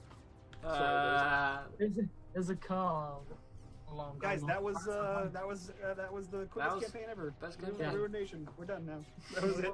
No, That joke. Ruined. No, Mike, don't you remember? I wrote so much more than this. You did. You did write so much more. Yeah. Yeah, I remember. I derailed the whole campaign, so I had to make you rewrite the entire thing. exactly. Yeah. So I'm going to basically, get up to the top and look around and just say, where's Callistia? The female Good. ape looks to you and she says, "Callisto, he's with the Seers. They're tending to his wounds. We'll discuss that later. We need to take care of this." And you see this ape pull out a bow and arrow and just fire into one of the propellers of this thing, and it just like explodes, and you see it like down to the ground. Oh, And sort of, sweet. you see a little explosion. Goes full fucking King Kong. Yeah, it goes all the way down. So Ivona would pull out her derringer, but with the other hand, sort of trying to cover her ear. She's visibly uncomfortable being surrounded by fire, and so she's taking a shot at whatever's flying by, but also asks the female chimp, For how long have they been attacking you? So go ahead and roll me your shoot. She looks to you as soon as you turn to her and you fire your derringer, and she says, "Down!"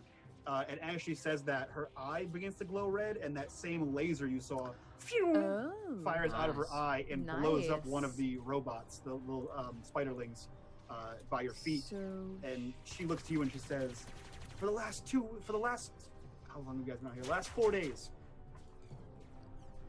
hold on. So let's. Shit. Is there cover anywhere? Is there safety nearby? Nope. There are domed buildings all over the rooftops here. The problem is they're made out of like makeshift materials. Yeah. That's why they're trying to defend the rooftops more than anything. I missed. I dramatically missed. I look at them and I grab one of them and just say, "The light in the sky. Did they come with the light in the sky? Are they the promised ones?" So you grab the one with the assault rifle who like immediately No, throws you no. off. Oh yeah, it's, but you know what? He You just were pushes fucking- you I off. don't know who I grabbed. Yeah. He just pushes you off and fires again at the other one, blowing it up, and you see it like splinter in half. And he wheels on you and like points the rifle at you, and he says, I "Either lick- you brought them, or they came with the skylights." I look at him, I look at myself, I look back at him, and then I look to my companions, and then I look back to him and just go, "Are you high?" And that's where the session ends. Are you? What a I couldn't bombshell. think of a better line to end it on. Perfect. I love the fact that he's just like, "Did you bring them?" And I'm like, "I don't even have a t-shirt on." Like, I love the fact you think I brought super high. Just lacy underwear on the outside. How I good didn't is that? even wear underwear. It's impressive. It's So impressive. kids, don't try this at home, please. You've learned from here. Yeah, this has taught you a lesson.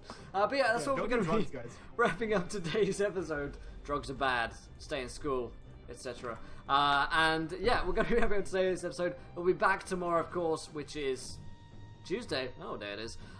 For Call of Cthulhu. Yes. And then Tyrants for All. Fuck yeah. Tuesdays are good days. Looking forward to that. But let's go around the cast and crew. And hopefully you guys enjoyed today's show. Let us know if you do. We're going to go and host and raid our good friend Speedy, who's on his 1 year stream anniversary and doing a 12-hour stream. So we're going to go over there and, you know, talk shit about him, I guess. Yeah, so, so Mike, same questions as always to you, my friend. Enjoy yourself. Where can we find you? All that good shit. Yeah, I'm having a blast. I literally am learning the system as we go. I read it like literally the moment I drive from like 2 to 3 is when I read the system, and then I play it from 4 to 7. That's also when I write the sessions. What'd you do on episode 8? Yeah, we'll figure it out. We'll figure it out, guys. Wow, But I'm really enjoying it. I'm liking the chat interaction. I'm liking that I can, cultivate the viewer decisions there and make them destroy you guys, which is pretty cool. It eases up my job. But I'm really having fun. I'm liking the characters. I'm liking the direction you guys are going with this campaign, which I'm just making up on the fly. So, and if you guys want to see more of my shenanigans, you can find me on Unmade Gaming or Unmade Game if you're Trainsy. We're there every Tuesday and every Thursday from 7 p.m. to 10 p.m. Eastern, and every Wednesday now from 8 p.m. to 11 p.m. Eastern, playing some sweet Blades in the Dark. You never know, man. This guy used to be Trainsy TV. Now he's just Trainsy. One day maybe Now he's we'll just see Trainsy. Unmade Gaming turn to Unmade, Unmade Game. Game. So it'll be Train and then Trey. And then Trey. bro. TTV. TT. Josh, same questions for you. Yeah, it's fun. It's good being. I kind of didn't like the fact that I love DMing Apocalypse World because it's just such a strange system. So this seems very similar in a lot of the best ways. And yeah, I like the fact that it's actually quite hard to succeed. I know we're ripping on Will, but fucking rolling a 6 consistently is actually quite difficult. So yeah, no, it's nice, and I like the mutations are just fucking weird, man. Yeah. And I like how the tech level, it was like, what's the tech? And me and Mike were discussing this beforehand, and he was like, literally a jerry can is considered high tech, and we were like, oh damn. And then Mike's like, have a fucking reinforced armored car and a laser cannon. And I'm like, yeah. Like a jerry can is high tech, and so are sunglasses, but so is a tank. So there's no scale. Everything is like, Fucked. It's So pretty yeah, cool. I'm super enjoying it. Thank you for DMing, because I was like, I want to play in something that I've written that is really good. And doing an okay job. Yeah, I'm glad I could do at least an okay job. Solid 7. Fantastic. Petra. Yourself. Yes. Yeah, that was a fun episode. I mean, when do you get to drug people and offer to free them off their rods? So. Come to England. Okay, let me take a note of that. Yeah, no, I am curious to see where that is going to go, and I think I mean I guess I've established that before we started the campaign that Bardock was not just not only my best customer, but probably also something like my lab rat whenever I find new drugs. So if I didn't say that, it's a reality now. So so yeah, that was fun. And so Mondays you can find me here at this time, and then Wednesdays you can find me over at on the Twitch channel Exploding Dice, where we play every Wednesday Dungeons and Dragons 5e. Campaign is called Iron Gods, and it's a world where it's a magical world but with sci-fi elements, and that's a lot of fun because you have to find ways to, similar to here, you run into things that you yourself know, or at the very least know from sci-fi movies, but your characters have no idea whatsoever. And so and that's a ton of fun. We actually came back alive, but we have to go back down into the spaceship next time, I think. So that's taking place every Wednesday at 8 p.m. Eastern. So Twitch Exploding Dice is the name of the channel. Awesome. And last but not least, Trainsy. Yeah, I thought this is the first time that we've actually really encountered non-mutant, crazy, psycho, something like tangible robots, and it was interesting having a physical opponent this time that, I don't know, I suppose posed a greater threat and was actively attacking, because living in the Haven, we don't really, I don't know, like we have scouting day and nothing, it doesn't seem like anything happens. So to be knee deep in the zone and kind of interacting with that, I feel like a lot of us, I mean, probably short of Petrenko, are likely like, oh wow, we have to act. Like, we gotta move, like we're going. So I think it was interesting to kind of experience that shock even through Humphrey's lens. But yeah, I was gonna say we have a short enough campaign where like it's easy to throw a bunch of stuff at you guys as long as it makes sense. So I'm trying to bring in all kinds of weird shit just to see what happens. Yeah, pretty cool. Oh yeah, no, I love it. Like I love the minion variety, but this was like the first time like big robot kills, and you're like, robot kills, right? And I guess we've been with the other characters for long enough to actually sort of, is he going to make it? Is he going to make it? Oh, with the 6s? I was just like, am I just going to eat shit on this rope all day? And, like, going to die as a result? Because, starting as a strength character, I've been reduced down to 3, and all of my abilities being an enforcer are reinforced by strength, so it's interesting to be, like, increasingly weakened and then still being held by the die, and you're like, I'm weaker, is one less D6. It reminds me of Risk when you're at the end of your troops in some continent. You're like, I want to live. Nope. But yeah, you can find me here Mondays. I'm starting to do a little stream beforehand, and then we hop on into some awesome D&D. So yeah. Awesome. Well, thank you guys so much for joining us. Thank you guys again in chat for coming out. And like I mentioned, we're going to go over to his friend Not So Speedruns, who's doing his streamiversary 12-hour charity stream. We'll go over there, I don't know, we'll spam some shit. Maybe an ERP raid. maybe just some hate towards Speedy. I don't know. Whatever you guys are feeling, really. He's a nice guy. He's playing some FTL at the moment, and he's going through all the games he used to stream all that time ago. 1 year. Ah. Our little boy's all grown up. But thank you guys so much for joining us. We'll see you guys again soon. Don't forget to check out our sponsors at Greygast. You can find it there in chat. Some cool magic items on Kickstarter right now. Other than that, though, thank you guys for watching. And until next time, try not to roll too many nat ones, because we want to be here laughing when you do. Good night, everybody. Farewell. Bye-bye. Bye-bye.